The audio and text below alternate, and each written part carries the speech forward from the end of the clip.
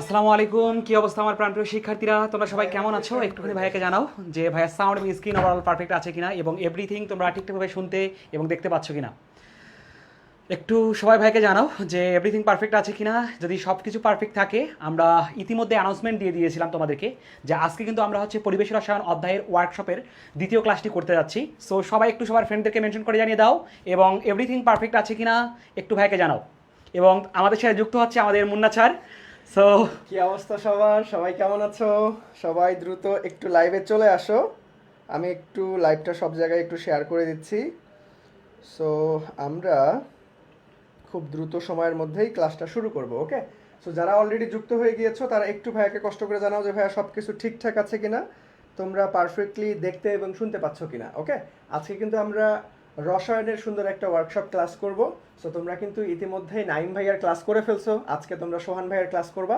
সোহান ভাইয়ের সাথে তোমাদের আজকে প্রথম ক্লাস। আমি কথা দিচ্ছি একদম ক্লাস করে ফ্যান হয়ে যাবে ভাইয়ার। একদম খুব সুন্দর মতো প্রত্যেকটা টপিক অ্যানালাইসিস করে তোমাদেরকে পড়িয়ে দিবে। যেখানে অসুবিধা হবে, বুঝতে অসুবিধা হবে, ভাইয়াকে অবশ্যই বলবা, দেখবা যে খুব সুন্দরভাবে ওই জিনিসটা আবার রিপিটিশনের মাধ্যমে বুঝাই দিবে। ওকে, সো আমি একটু আমাদের হচ্ছে লিঙ্কটা একটু সব জায়গায় দিয়ে দিচ্ছি, দাঁড়াও। সো সবাই একটু বলো যে সব কিছু ঠিকঠাক আছে কি না। ওকে,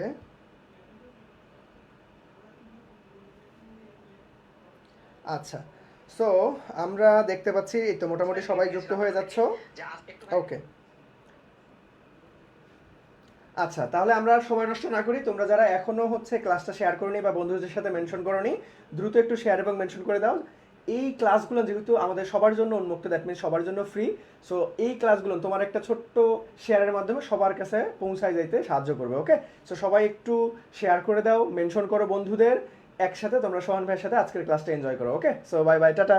ওকে, দেখো, আমি একটুখানি ক্লাসের শুরুতেই তোমাদেরকে বলি যে পরিবেশ রসায়ন চ্যাপ্টারটা আসলে কতটা গুরুত্বপূর্ণ এবং কেন এটার বেসমেন্ট তোমার দরকার এবং এটা থেকে তুমি কীভাবে তোমার পরবর্তী যে চ্যাপ্টারগুলো আছে, অর্থাৎ বাকি যে চ্যাপ্টারগুলো আছে, এটাতে কীভাবে ইমপ্লিমেন্টেশন করবা তুমি, তার ওভারঅল ধারণা পাবা আজকের এই ক্লাসের মাধ্যমে। এবং পরিবেশ রসায়ন অধ্যায় এমন একটা অধ্যায় যে অধ্যায় থেকে তোমাদের মাস্ট বি তুমি সেটা যদি বলো যে তোমার বোর্ড পরীক্ষা এবং এডমিশন টেস্ট দুই জায়গায় এখান থেকে কোয়েশ্চেন চলে আসে। বোর্ড পরীক্ষা অন্ততপক্ষে 3 থেকে 4টা হচ্ছে তুমি এমসিকিউ পাবা এবং সিকিউ তো 100% একটা পাবা। সো এখান থেকে তুমি যদি এডমিশন টেস্টের ক্ষেত্রে লক্ষ্য করো, এখান থেকে 1-2টা কোশ্চেন তুমি পাবা। সো এই কারণে এই চ্যাপ্টারটা এতটাই জোস এবং এখানকার কনসেপ্টগুলো যদি তোমার ক্লিয়ার থাকে, খুব সহজেই তুমি এডমিশন টেস্টেও ক্র্যাক করতে পারবা এবং বোর্ড পরীক্ষায় ভালো একটা আউটপুট নিয়ে আসতে পারবা। সো সবাই একটু ক্লাসের শুরুতে একটু ক্লাসটা শেয়ার করে দেন এবং সবাই মিলে যাতে আমরা আজকের এই ওয়ার্কশপের ক্লাসটা করতে পারি। এবং তোমাদেরকে ক্লাসের শুরুতেই এতটুকু কথা দিচ্ছি, ভাইয়া একবারে বেসিক থেকে তোমাদের যতটুকু প্রয়োজন এবং এখান থেকে কোন কোন টাইপের আরও এক্সট্রিম লেভেলের কোশ্চেন আসতে পারে, অর্থাৎ বেসিক থেকে একবার অ্যাডভান্স লেভেল যা যা দরকার তোমাদের জন্য সব কিছু ভাইয়া একবার হাতে ধরে ধরে তোমাদেরকে প্রত্যেকটা পোষণ দেখা দিব। এবং ইনশাল্লাহ ক্লাসটা করার পর এতটুকু তুমি বলতে বাধ্য থাকবা, মোটামুটি এতটুকু বলতে পারি যে আসলে আমার সবগুলো কনসেপ্ট এবং যা যা দরকার তোমার সব কিছু তুমি ইনশাল্লাহ কমপ্লিট করতে পারবা। ওকে, সো একটু ভাইকে জানান যে আসলে এভরিথিং পারফেক্ট এবং ঠিকঠাক আছে কিনা। আমি একটুখানি চেক করে নিচ্ছি আবার যে আসলে সব কিছু ঠিকঠাক বা পারফেক্টলি দেখতে পাচ্ছেন কিনা। ওকে, এই তো ইতিমধ্যে অনেকেই যুক্ত হয়ে গেছেন। ওয়ালাইকুম আসসালাম, সবাই একটু দ্রুত যুক্ত হয়ে যান এবং ভাইয়াকে একটুখানি জানাই দেন। ওকে, চলেন তাহলে আমরা কালক্ষেপণ না করি, আমরা আমাদের কাঙ্ক্ষিত আলোচনা চলে আসি। দেখো, ফার্স্ট যে কোশ্চেনটা আছে এটা ইতিমধ্যে হচ্ছে ময়মনসিংহ বোর্ড 2022 সালে চলে আসছিল। কোশ্চেনটা আমাদেরকে কি বলেছে যে 1 ATM ইকুয়াল কত প্যাসকেল। এখন আমি এই কোশ্চেনটা কেন প্রথমত রাখলাম তোমাদের, এখান থেকে তুমি যদি লক্ষ্য করতে যাও একটা বিষয় দেখতে পারবা। আসলে এইখানের মধ্যে আমাদের বেসিক্যালি যে এককের রূপান্তর যে আছে, এই এককের রূপান্তর থেকে বেসিক্যালি কোশ্চেনগুলো আসে এবং এককের রূপান্তর থেকে হচ্ছে তোমরা অনেক হেজিটেশনের মধ্যে পড়ে যাও। এখান থেকে অনেকের কনসেপ্ট ক্লিয়ার না থাকার কারণে এই কোশ্চেনগুলোতে খুব সহজে ক্র্যাক করতে পারো না এবং যেখান থেকে বোর্ড পরীক্ষার কোশ্চেন সবচেয়ে বেশি পরিমাণে চলে আসে। সো আমরা এখানকার প্রত্যেকটা কনসেপ্ট একবারে ক্রিস্টাল ক্লিয়ার করে ফেলবো, যাতে এখান থেকে তোমাদের আয়তন এবং এখান থেকে চাপের যে একক আছে এইগুলো নিয়ে কনফিউশন যাতে তোমাদের ক্রিয়েট না হয়, এই কারণে এই কোশ্চেনটা আমার রাখা। সো সবাই একটুখানি ভাইয়ের সাথে আনসার করতে থাকো এবং ভাইয়ার এটার ওভারঅল সিনারিও তোমাদেরকে বোঝাই দিচ্ছি। দেখো এখান থেকে আমরা দেখতেছি চাপের একক, কিসের একক? চাপ যে আছে এই চাপের একক। এখন চাপের এককের সাথে সাথে আমাকে কি করতে হবে? চাপের একক যে আছে এই চাপের এককের সাথে সাথে আমাকে যে কাজটা করতে হবে সেটা হচ্ছে এই চাপের এককগুলা আলোচনা করার পাশাপাশি আমাকে এখান থেকে আয়তন যে আছে আয়তনের একক নিয়েও ডিল করতে হবে। আয়তন এর একক, এখন চাপের একক এবং আয়তন একক দুইটাই তুমি এখান থেকে জানতে পারো, তাহলে ভাই দেখবা এখান থেকে তোমার জন্য এখান থেকে একক নির্ধারণ করাটা তোমার জন্য সব থেকে ইজি হয়ে যাবে। যেহেতু চাপের এককটা তোমরা মোটামুটি সবাই জানো, তো একটুখানি সবাই আনসার করার ট্রাই করো। আমি আয়তনের বিষয়টা বলি। আমরা জানি আয়তন যে আছে আয়তনটা কি নিয়ে গঠিত ভাইয়া? দৈর্ঘ্য ইন্টু কি হয় থেকে? দৈর্ঘ্য ইন্টু প্রস্থ ইন্টু কি হয় থেকে? প্রস্থ ইন্টু কি হয় থেকে? উচ্চতা হয় থেকে। যার কারণে চাপের একক যে রয়েছে, চাপের এসআই একক আমরা যেটাকে বলি, এই এসআই এককটা কি হয় থেকে ভাই? এসআই এককটা হবে এটার দৈর্ঘ্য আমরা কি জানি মিটার, এটার হচ্ছে মিটার, এটারও জানি কি মিটার। যার কারণে এটার এসআই একক কি হবে ভাই? মিটার কিউব হবে। অর্থাৎ আয়তনের এসআই একক কি ভাইয়া? মিটার কিউব হয়ে থাকে। এখন আমরা জানি 1 মিটার কিউব ইকুয়াল কি লেখা যায়? 1 মিটার কিউব ইকুয়াল লেখা যায় 1000 লিটার, 1000 লিটার। এবং আমরা জানি যে 1 ডেসিমিটার কিউব যা বোঝায় 1 লিটার তাই বোঝায়। আমরা জানি 1 সিসি যা বোঝায় 1 মিলিমিটার তাই বোঝায়। অ্যান্ড দেন আমরা এখান থেকে বলতে পারবো 1 সেন্টিমিটার কিউব তাই বোঝাবে। এবং আমরা আরও একটা কনসেপ্ট জানি যে 1 লিটার ইকুয়াল লেখা যায় 1000 সেন্টিমিটার কিউব বা মিলিলিটার। তুমি যাই বলো এখান থেকে আমরা বলতে পারবো। সো এখান থেকে আমরা এই কনসেপ্টটা হচ্ছে এখান থেকে দেখে ফেললাম। এখন এই কনসেপ্টের মাধ্যমে আমরা এতটুকু বিষয় আইডিয়া করতে পারতেছি যে আসলে আয়তন থেকে আমাদের যাই বলুক না কেন আমরা খুব সহজে এখান থেকে কি করতে পারবো ভাইয়া? ক্র্যাক করতে পারবো। আর এদের কনভারসেশনটার মাধ্যমে আমরা এখান থেকে যে কোনো একটা পার্টের মধ্যে যেতে বললে আমরা এখান থেকে খুব সহজেই যাইতে পারবো। এখন চাপের একক, আমরা জানি চাপ কি হয় থাকে? তোমরা ফিজিক্সের মধ্যে পড়ার কথা যে পি অর্থাৎ একক ক্ষেত্রফলের উপর প্রযুক্ত বলকে আমরা কি বলে থাকি? চাপ বলে থাকি। অর্থাৎ একক ক্ষেত্রফলের উপর প্রযুক্ত বলকে আমরা কি বলে থাকি? চাপ বলে থাকি। অর্থাৎ পি ইকুয়াল এফ বাই এ। তাহলে এখান থেকে আমরা জানি যে বলের একক কি হয় থাকে ভাইয়া? বলের একক হয় নিউটন, কারণ এফ ইকুয়াল এম এ, অর্থাৎ এখান থেকে KG metre per second square, ওখান থেকে আসে আমাদের নিউটন। আর এইটা হচ্ছে কি ভাইয়া? যে মিটার স্কয়ার, অর্থাৎ চাপের একক আমরা জানি কি ভাইয়া? Newton per metre square. বা আমরা এসআই একক যে আছে এসআই একক আমরা এটাকে বলতে পারি। অথবা এখান থেকে বলা থাকে প্যাসকেল দ্বারা, প্যাসকেল সায়েন্টিস্টের কারণে পিএ দ্বারা প্রকাশ করা হয়। অর্থাৎ আমরা জানি 1 এটিএম অর্থাৎ 1 বায়ুমণ্ডলের চাপ ইকুয়াল লেখা যায় 101.325 এত কি লেখা যায়? প্যাসকেল লেখা যায়। অথবা তুমি বলতে পারো নিউটন পার মিটার স্কয়ার। এবং এখান থেকে আমরা বলতে পারি 760 টর, 760 টর। আবার বলতে পারি 760 মিলিমিটার মার্কারি, 760 মিলিমিটার মার্কারি বা পারদ চাপ আমরা যেটাকে বলি। এবং এখান থেকে তুমি আবার বলতে পারো যে 76 সেন্টিমিটার পারদ চাপ বলতে পারো। আবার এখান থেকে আমরা বলতে পারি 1 এটিএম ইকুয়াল আমরা আবার বলতে পারি 101.325 এত কিলো প্যাসকেলও আমরা বলতে পারি। অর্থাৎ এখান থেকে দেখো আমরা কত সহজে এই প্রশ্নগুলোকে কি করতে পারি? ক্লিয়ার করতে পারি যে আসলে আমাদের এখান থেকে যা যা কোশ্চেন আসা দরকার এবং এখান থেকে তোমার যে কনসেপ্টগুলো জানা একবারে জরুরি, মানে একবার ম্যান্ডেটরি আমরা বলতে পারি, সেই কনসেপ্টগুলো কিন্তু আমরা এখান থেকে দেখে ফেলতেছি। সো একটু ভাইকে জানাও এই কনসেপ্টটা সবার কাছে ক্লিয়ার কিনা, এবং এই কনসেপ্টটা যদি ক্লিয়ার হয়ে থাকে তাহলে তুমি খুব সহজেই কী করতে পারবা? এখান থেকে কোশ্চেনটার আনসার করতে পারবা। একটু ভাইকে জানাও এতটুকু প্রশ্ন সবাই বুঝতে পারছো কিনা, একটু জাস্ট ভাইকে জানাও এতটুকু প্রশ্ন সবার কাছে ক্লিয়ার কিনা, সবাই এতটুকু প্রশ্ন বুঝতে পারছেন কিনা, চাপের এই প্রশ্নটুকু সবার কাছে ক্লিয়ার কিনা একটুখানি জাস্ট ভাইকে বলো। জাস্ট ভাইকে ওয়াই লিখে জানালেই ভাইয়া বুঝে যাবো যে আসলে তোমরা এইটুকুন প্রশ্ন সবাই ক্লিয়ারলি বুঝতে পারছো। এতটুকু ভাইকে জানাও, তাহলে আমরা এখান থেকে পরবর্তী প্রশ্নের মধ্যে চলে যাব। অথবা তুমি এখান থেকে 10.3 এখান থেকে আরও একটা বিষয় বলা যায় যে 1 এটিএম ইকুয়াল বলতে পারবা তুমি 10.3 এত অফ পানি যে আছে এই পানির কনসেপ্টটাও তুমি এখান থেকে বলতে পারবা। এই তো অনেকেই জানাচ্ছ। ওকে ওকে ওকে, আমরা এখান থেকে হচ্ছে এইগুলো প্রশ্ন হচ্ছে এখান থেকে দেখতে পারি। এবং বারের যে কনসেপ্টটা আছে আমরা বারের কনসেপ্টটাও এখান থেকে দেখতে পারি। অর্থাৎ এখান থেকে আমরা বলতে পারবো 1.013 এত 12 আমরা বলতে পারি। ওকে, চাপের একক আবার কি হয় 12 হয় থেকে, চাপের একক কি হয় থেকে 12 হয় থেকে আমরা এটা দিয়েও হচ্ছে এখান থেকে বলতে পারি। সো এখান থেকে এখন আমি প্যাসকেলের কনসেপ্ট আমি খুব সহজে ক্র্যাক করতে পারবো। 1 এটিএম ইকুয়াল কি কত লেখা যায়? এই যে 1.013 দিয়ে বলতে পারো, অথবা 101.325 এত প্যাসকেল আমরা বলতে পারি। তাহলে এটা আমরা হচ্ছে কি দেখতেছি বৈজ্ঞানিক রূপে আছে। বৈজ্ঞানিক রূপে থাকলে ভাই ইনভার্স হওয়ার কি কোনো চান্স আছে বা সুযোগ আছে? ইনভার্স হওয়ার কারণ কি? আমরা যদি এখান থেকে 1 পয়েন্ট নেই তাহলে হচ্ছে 1 2 3 4 5 অর্থাৎ 10 টু দি পাওয়ার কি হবে? 5 হবে। তাহলে এই যে 10 স্কয়ার আমাদের হওয়ার কোনো চান্স সুযোগ নাই। তাহলে এখান থেকে আমি দেখতেছি এই যে আমাদের গ নাম্বারটা হচ্ছে কাঙ্ক্ষিত আনসার। সো একটু ভাইকে জানেন এটা সবাই ক্লিয়ারলি বুঝতে পারছেন কিনা এবং সবার কাছে ক্লিয়ার কি না একটু জাস্ট ভাইকে জানান, তাহলে ভাইয়া হচ্ছে নেক্সট কোশ্চেনে মুভ করবো। একটু ভাইকে বলতে হবে সবাই এটা বুঝতে পারছেন কিনা। দেখো ভাইয়া, আমরা এখান থেকে কি করলাম, আমরা হচ্ছে এখান থেকে আমাদের এককের যে কনভারসেশনটা আছে, এককের কনভারসেশন কিন্তু আমরা সুন্দর মতো কমপ্লিট করে ফেললাম। এই বেসমেন্টগুলোই হচ্ছে বেসিক্যালি তোমাদের পরবর্তী লাইফে, অর্থাৎ শুধুমাত্র এই পরবর্তী লাইফ বলতে হচ্ছে তোমাদের একাডেমিক লাইফে এবং তোমাদের বোর্ড পরীক্ষা এবং এডমিশন জার্নিতে সমার এই প্রস্তুতিকে সহজ করে দিবে, যাতে তুমি খুব সহজেই যে কোনো জিনিস দেখলে এইগুলো বিষয় মাথায় থাকলে খুব সহজেই তুমি ক্র্যাক করতে পারবা। ওকে, সো চলেন আমরা হচ্ছে পরবর্তী প্রশ্নে চলে যাই, বা পরবর্তী কোশ্চেনটা আমরা একটু দেখে ফেলি যে আসলে পরবর্তী কোশ্চেন আমাদের কি বলছে। ওকে, দেখো 2 নম্বর কোশ্চেন আমাদের কি বলছে ভাইয়া, একটুখানি দেখি। ওকে, জোস জোস, তানভীর হাসান আনসার দিয়েছে। ওকে ওকে, জোস। ওকে, সবাই একটু ক্লাসটা শেয়ার করে দিবে এবং সবাই একটু সবার ফ্রেন্ডদেরকে একটুখানি মেনশন করে জানিয়ে দেন, যাতে আমরা সবাই মিলে একসাথে আজকের এই ক্লাসটা করতে পারি। দেখো, এখান থেকে আরও একটা গুরুত্বপূর্ণ পার্ট আছে এবং এই গুরুত্বপূর্ণ পার্টের সাথে আমি আরও একটা পার্ট হচ্ছে জুড়ে দিব।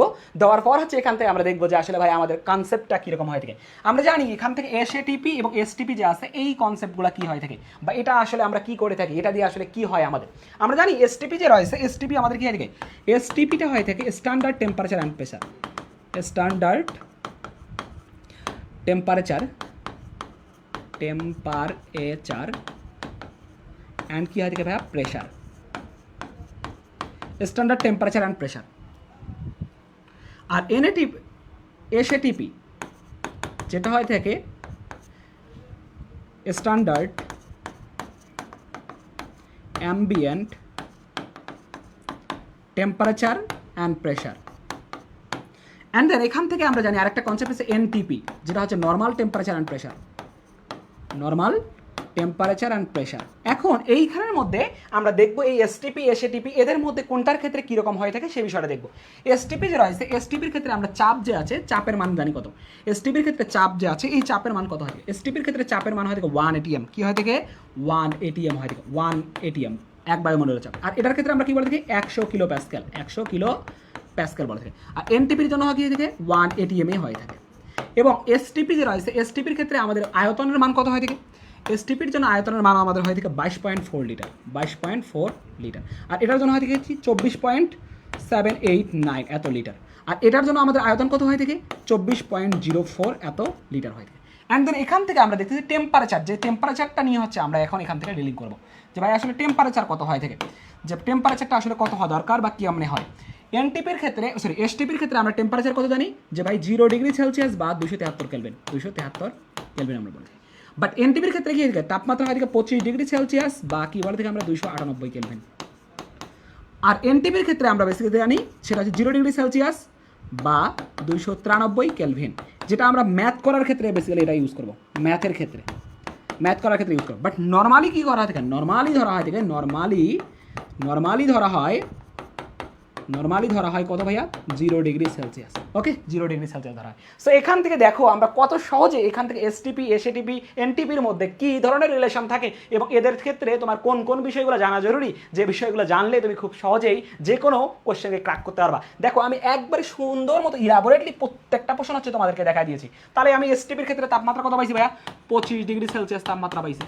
আর এসএটিপির ক্ষেত্রে কত পাইছি, 0 ডিগ্রি সেলসিয়াস তাপমাত্রা পাইছি। তাহলে এদের মধ্যে ডিফারেন্স কত হবে, এদের মধ্যে ডিফারেন্স হচ্ছে 25 ডিগ্রি সেলসিয়াস মাইনাস হচ্ছে কি ভাই 0 ডিগ্রি সেলসিয়াস। তাহলে ডিফারেন্স কত আসতেছে, ডিফারেন্স আসতেছে আমাদের কত, যে 25 কেলভিনও আমি বলতে পারবো, 25 কেলভিনও বলতে পারবো, অথবা 25 কি বলতে পারবো, 25 ডিগ্রি সেলসিয়াসও বলতে। এখন বলতে পারো ভাই কেন, কারণ আমরা জানি যে ডেলসি অর্থাৎ ফারেনহাইট স্কেল কেলভিন স্কেল যে আছে, এদের ডিফারেন্সটা কি হয় থাকে, সেম হয় থাকে। আর ডেল সি বাই 5 ইকুয়াল আমি বলতে পারি ডেল কে বাই হচ্ছে কি 5, অথবা আমি বলতে পারি ডেল এফ ই বাই কি আমরা জানি 9। অর্থাৎ এদের মধ্যে রিলেশন থেকে আমরা বেসিক্যালি দেখে থাকি যে আসলে এরকমটা আমাদের হয়ে থাকে। সো এদের ডিফারেন্সটা হচ্ছে বেসিক্যালি এই যে আমরা সেলসিয়াস স্কেল, কেলভিন স্কেল এবং ফারেনহাইট স্কেল যে রয়েছে, এদের ডিফারেন্সের এই কনসেপ্ট থেকে আমরা হচ্ছে এখান থেকে দেখতে পারি যে ভাই তুমি যে কোনো কনসেপ্টে বলতো, যেহেতু এখানে সেলসিয়াস বলছে, এখানে যদি সেলসিয়াস না বলে কেলভিন বলতো তবুও আমি সেম বলে দিতাম। কারণ কি আমরা জানি এই যে সেলসিয়াস স্কেলের ক্ষেত্রে সি মাইনাস 0 বাই 100 মাইনাস হচ্ছে 0, অর্থাৎ কি এদের মৌলিক ব্যবধান, যেটা হচ্ছে ফিজিক্সের মধ্যে তোমরা ইতিমধ্যে শিখে ফেলার কথা। ওকে, সো একটু ভাইকে বলো এটার আনসার আসলে কত হবে এবং সবাই এটা ক্লিয়ারলি বুঝতে পারছো কিনা। একটু ভাইকে জানাও, ভাইয়ের সাথে সবাই একটু রেসপন্স করো। ইনশাল্লাহ ইনশাল্লাহ। নেট প্রবলেম হচ্ছে, নেট তো প্রবলেম হওয়ার কথা না, নেট তো প্রবলেম হওয়ার কথা না, আমিও তো তোমাদের সাথে ক্লাস করতেছি, নেট প্রবলেম হওয়ার কথা না। একটু ভাইকে জানো, নেট প্রবলেম তো হওয়ার কথা না, একটু ভাইকে বলেন।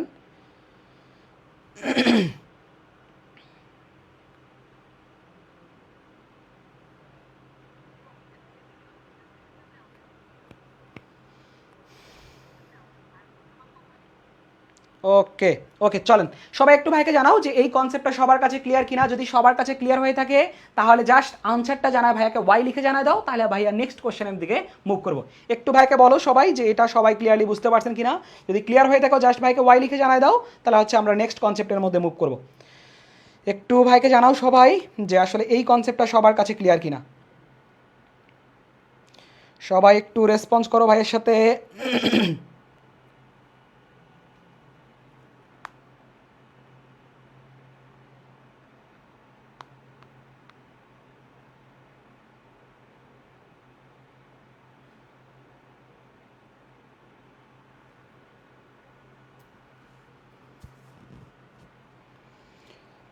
ওকে চলেন চলেন, তাহলে আমরা হচ্ছে নেক্সট কোশ্চেনে মুভ করবো। নেক্সট কোশ্চেনে কি বলেছে আমাদের দেখো একটুখানি। 3 নম্বর কোশ্চেন কি বলছে, গেলুসাকের চাপের সূত্র নিচের কোনটি। গেলুসাকের সূত্রের কথা আমাদেরকে বলেছে, কিন্তু এইখানের মধ্যে শুধুমাত্র, আচ্ছা ভাইয়া আবার বুঝান। ওকে ওকে ওকে, আচ্ছা সবাই একটু আনসার করতে থাকো, আমি একটুখানি বলি। দেখো ভাইয়া এখান থেকে আমরা জানি তিনটা আমাদের কনসেপ্ট আছে বেসিক্যালি। তিনটা কনসেপ্ট কি কি, এসটিপি, এসএটিপি, এনটিপি, অর্থাৎ স্ট্যান্ডার্ড টেম্পারেচার অ্যান্ড প্রেশার। আর এসএটিপি হচ্ছে standard ambient temperature and pressure. আর এনটিপি হচ্ছে কি নর্মাল টেম্পারেচার অ্যান্ড প্রেশার। এখন এসটিপির ক্ষেত্রে আমাদের চাপের মান কত ধরা হয় 1 ATM, এবং এসএটিপির ক্ষেত্রে চাপের মান ধরা হয় 100 কিলো প্যাসকেল, এবং এনটিপির ক্ষেত্রে চাপের মান ধরা হয় 1 ATM। কিন্তু এখান থেকে চাপের মান গেল, আয়তন কি হয় থেকে, এসটিপির ক্ষেত্রে আয়তন হয় থেকে 22.4 লিটার, আর এসএটিপির ক্ষেত্রে আয়তন হয় থেকে 24.789 লিটার, আর এখান থেকে এনটিপির ক্ষেত্রে আয়তন হয় থেকে 24.04 লিটার। এবং এখান থেকে তাপমাত্রা যে রয়েছে, এসটিপির ক্ষেত্রে তাপমাত্রা হয় থেকে 0 ডিগ্রি সেলসিয়াস অথবা 273 কেলভিন, আর এসএটিপির ক্ষেত্রে আমাদের তাপমাত্রা হয় থেকে কত ভাইয়া 25 ডিগ্রি সেলসিয়াস বা 298 কেলভিন, এবং এনটিপির ক্ষেত্রে তাপমাত্রা হয় থেকে 20 ডিগ্রি সেলসিয়াস, যেটা ম্যাথ করার ক্ষেত্রে আমাদের কাজে লাগে, বাট নর্মালি ধরা হয় থেকে 0 ডিগ্রি সেলসিয়াস। যেহেতু আমাকে এখানে তাপমাত্রা নিয়ে ডিল করতে হবে, অর্থাৎ এসএটিপি এবং এসটিপির ক্ষেত্রে তাপমাত্রার পার্থক্য কত, তাহলে এসএটিপি যে আছে এটা তাপমাত্রা কত পাইছি আমি 25 ডিগ্রি সেলসিয়াস, আর এসটিপির ক্ষেত্রে তাপমাত্রা কত ভাই, এটা মুখস্থ মান 0 ডিগ্রি সেলসিয়াস। তাহলে এদের মধ্যে ডিফারেন্স কত হবে, 25 থেকে 0 গেলে কত হবে ভাইয়া, অবভিয়াসলি 25 না। এই কারণে আনসার কি হবে, এটা হবে 25, এটা আনসার কি হবে 25 হবে অবভিয়াসলি। ওকে ওকে ওকে, চলেন চলেন চলেন, তাহলে আমরা হচ্ছে নেক্সট কোশ্চেনে মুভ করবো। এখন নেক্সট কোশ্চেন কি বলছিলাম আমি, যে গেলুসাকের চাপের সূত্র নিচের কোনটি। আর গেলুসাক যে আছে, গেলুসাকের বেসিক্যালি কি বলা থাকে, চাপের সূত্র বলা থাকে। এটাকে আবার অনেক সময় বলা থাকে রেনোর সূত্র। কিসের সূত্র, রেনোর সূত্র বলা থাকে, রেনোর সূত্র বলা থাকে, রেনোর সূত্র। এখন এই রেনোর সূত্র যা, এখান থেকে গেলুসাকের সূত্রটা। এখন আমরা জানি যে আসলে চলরাশি যে আছে, তোমরা একটু ভাইকে বলো তো, আসলে এই গ্যাসীয় তত্ত্ব বা হচ্ছে তোমাদের গ্যাসের এই আলোচনার ক্ষেত্রে আমাদের বেসিক্যালি চলরাশি হিসেবে চারটা ধরা হয়, আর পি, ভি, টি এবং এন, এই মূল সহ চারটা হচ্ছে চলরাশি হিসেবে ধরা হয়। ম্যাক্সিমাম ক্ষেত্রে আবার তিনটাও ধরা হয়, পিভি, টিকে ধরা হয়। এখন এদের মধ্যে যদি আমরা যে কোনো দুইটাকে কি করে থাকি কনস্ট্যান্ট ধরে নেই, এবং বাকি দুইটার মধ্যে হচ্ছে কি হয় দিকে রিলেশন হয়ে থাকে। এখন যেহেতু গেলুসাকের কথা বলেছে, গেলুসাকের সূত্র আমরা গেস করবো, বাট তার আগে আমি একটুখানি বলে নেই যে দেখো বর্তমান যেহেতু গ্রীষ্মকাল, এখন এই সময় হচ্ছে কি থাকে ভাই, খুব গরম থাকবে, এটাই নর্মাল। সো এই কারণে এখান থেকে আমরা দেখবো বয়েল, বয়েল মানে কি ভাই, সিদ্ধ করে না, মানুষজন বলে না যে হাফ বয়েল ডিম দেন, হাফ বয়েল রুটি দেন, হাফ বয়েল সামথিং লাইক বলে থাকে। সো এই বয়েল মানে কি দেখতেছি সিদ্ধ, আর সিদ্ধ হয় কিসের কারণে, তাপমাত্রার কারণে।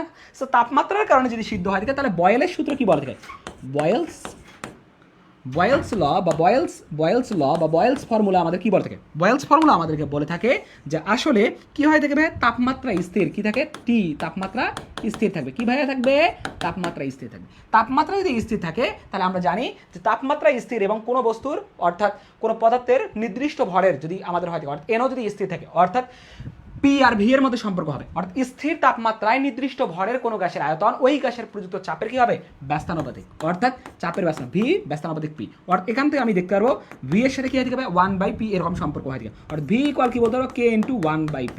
তাহলে এখান থেকে আমি বলতে পারি পিভি ইকুয়াল কি লেখা যাবে কে। এটাই হচ্ছে আমাদের বয়েলের সূত্র। কি হয় থেকে এটা বয়েলের সূত্র, যেখানে তাপমাত্রা স্থির এবং মোল সংখ্যা যে রয়েছে এনও কি হয় থেকে স্থির থাকে।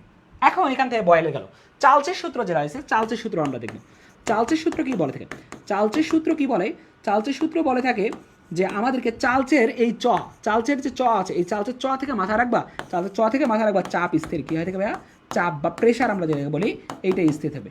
অর্থাৎ চাপ যদি স্থির থাকে, তাহলে আমরা বলে থাকি স্থির চাপে কোনো গ্যাসের আয়তন কি হবে, স্থির চাপে কোনো গ্যাসের আয়তন তার পরম তাপমাত্রার সমানুপাতিক, অর্থাৎ ভি সমানুপাতিক টি। অর্থাৎ ভি ইকুয়াল কি বলতে, সমানুপাতিককে উঠানোর জন্য কে নিয়ে আসি এখান থেকে টি, অর্থাৎ আমি বলতে পারি ভি বাই টি ইকুয়াল হচ্ছে কি বলতে পারি কে বলতে পারি। এইটাকে আমরা বলে থাকি কি ভাইয়া আমরা বলে থাকি এটাকে চাপীয় সূত্র বলি। কি বলি?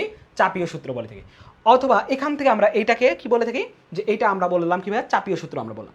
এখন এখান থেকে আমাদেরকে আরও একটা কনসেপ্ট দেখতে হবে, যে আসলে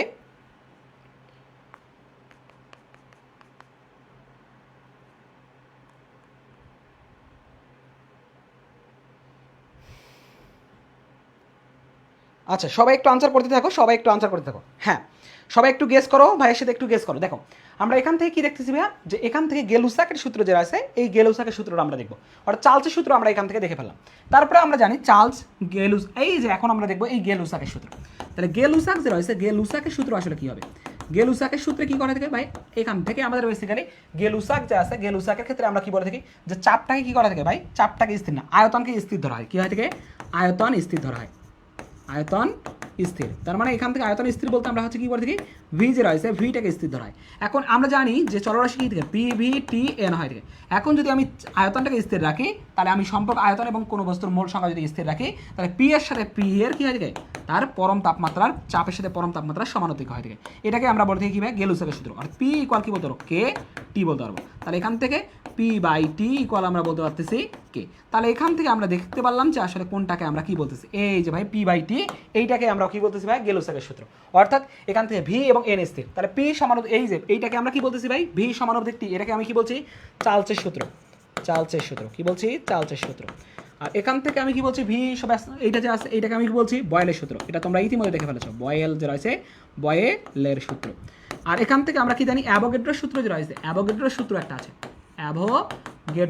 অ্যাভোগাড্রোর সূত্র কি হয়ে থাকে ভাই, অ্যাভোগাড্রোর সূত্রটা হয়ে থাকে যে স্থির তাপমাত্রায় ও স্থির চাপে কোনো গ্যাসের আয়তন তার কি হয় থাকে, মোল সংখ্যার সমানুপাতিক, অর্থাৎ ভি সমানুপাতিক এন, অর্থাৎ ভি ইকুয়াল কি বলা যায়, কে এন বলা যায়। তাহলে ভি বাই এন ইকুয়াল আমি কি বলতে পারবো, কে বলতে পারবো। এটাকে আমরা কি বলতেছি ভাই, অ্যাভোগাড্রোর সূত্র বলতেছি। অর্থাৎ এইটা হচ্ছে আমাদের কি ভাই, অ্যাভোগাড্রোর সূত্র। আর এখান থেকে আমরা তাহলে বলতেছি আমাদের কাঙ্ক্ষিত বা পারফেক্ট আনসার কি হচ্ছে, পি সমানুপাতিক টি, যেটাকে আমরা বলতেছি গেলুসাকের সূত্র। সো একটু ভাইকে বলো এটা সবাই ক্লিয়ারলি বুঝতে পারছো কিনা, কারো কোথাও কোনো জায়গায় কোনো ডাউট থাকলে সেটা ভাইকে জানাও। একটু ভাইকে সবাই জানান যে আসলে এটা সবাই ক্লিয়ারলি বুঝতে পারছেন কিনা, কারো কোথাও কোনো জায়গায় কোনো ডাউট আছে কিনা।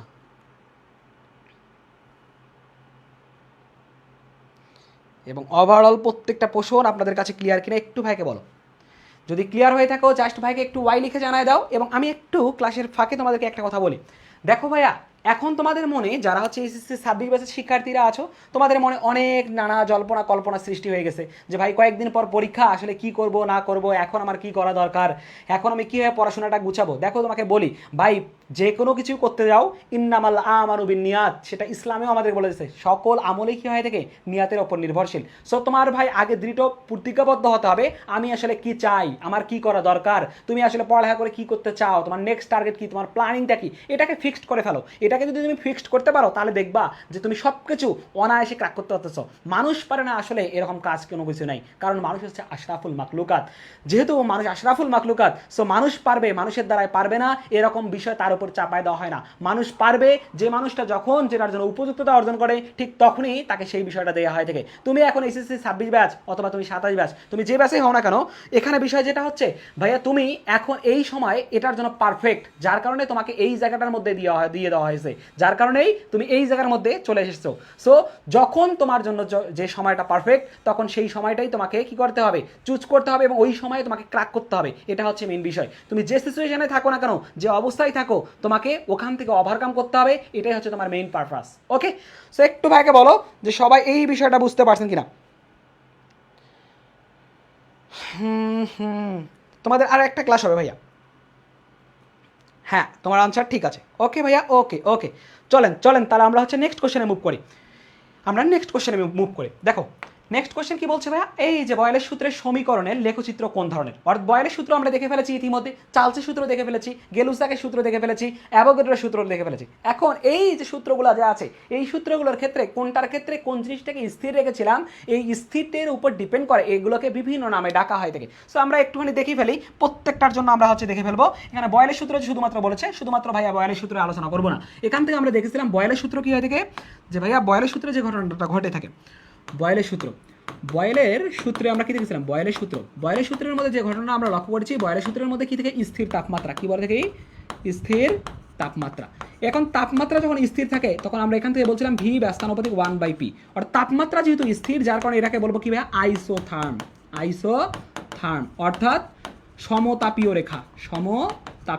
এখানে সবগুলো কি থেকে যাবে? সমতাপীয়, কারণ এখানে তাপমাত্রা স্থির থেকে, অর্থাৎ সবার জন্য তাপমাত্রা কি থেকে সেম থাকবে, সো এটা বলবো তাপমাত্রা সেম যেহেতু, যার কারণে এরা হচ্ছে সমতাপীয় রেখা। বয়েল চার্লসের সূত্রের ক্ষেত্রে কি দেখি? চার্লসের সূত্র আমরা কি দেখেছিলাম? যে চার্লসের সূত্র ভি সমানুপাতিক টি, যেখানে আমরা বলেছিলাম চাপ কি হয়ে থাকে? চাপ স্থির থাকে। চাপ যেহেতু স্থির তার মানে এটা হচ্ছে কি? সমচাপীয়। কি হবে? সমচাপীয়। এবং এই সমচাপীয়টাকে আবার কি বলে থাকে? আইসোব্যারিক। কি বলে থাকে? আইসোব্যারিক বা আইসোক্রোনিক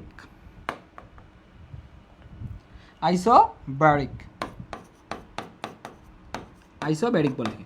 ওকে, আর এখান থেকে আমরা দেখছি যে ভাইয়া কি হয় থাকে আমাদের এখান থেকে গেলুসাকের সূত্র যে রয়েছে, গেলুসাকের সূত্রের মধ্যে কি দেখেছিলাম?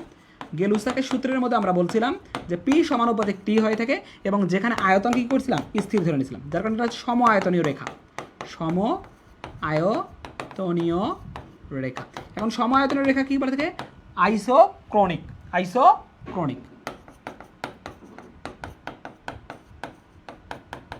বলে থাকে। অর্থাৎ এখান থেকে আমরা দেখতেছি যে বয়েলের সূত্রের ক্ষেত্রে কি বলবো? বয়েলের সমীকরণকে আসলে কোন লেখচিত্র কোন ধরনের হয় থেকে? এই যে আইসোথার্ম, বা আইসোথার্মাল আমরা যেটা বলছিলাম, এটা হচ্ছে আমাদের আনসার। এখন আইসোবার যে রয়েছে, আইসোবার আমরা কি জানি? আইসো মানে হচ্ছে কি?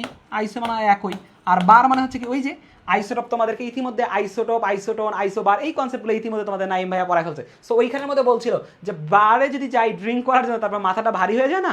মাথাটা ভারী হয়ে গেলে কি হবে? সবার সেম থাকবে, অর্থাৎ ভর সংখ্যা কি হবে? ভর সংখ্যা সবার ক্ষেত্রে যদি সেম হয় সেটাকে আমরা বলে থাকি কি? আইসোবার। আর আইসো মোল মানে কি? সবার মোল সংখ্যা সেম। সবার মোল যদি কি হয় থাকে? মোল যদি একই হয়, সবার মোল একই হলে সেটাকে আমরা বলে থাকি আইসো মোল বলে থাকি। আর আইসোকোর মানে হচ্ছে কি? এই যে আইসোক্রোনিক আমরা যেটা বলছি, অর্থাৎ এইটা আইসোক্রোনিক, যেটা হচ্ছে আমরা বলতেছি ভি সেম, অর্থাৎ সবার ক্ষেত্রে যদি আয়তন সেম হয়ে থাকে তখন সেটাকে আমরা বলে থাকি আইসোক্রোনিক। একটুখানি ওয়েট করো সবাই, আমরা খুব দ্রুতই আবার ব্যাক করতেছি, একটুখানি সবাই একটু ওয়েট করো।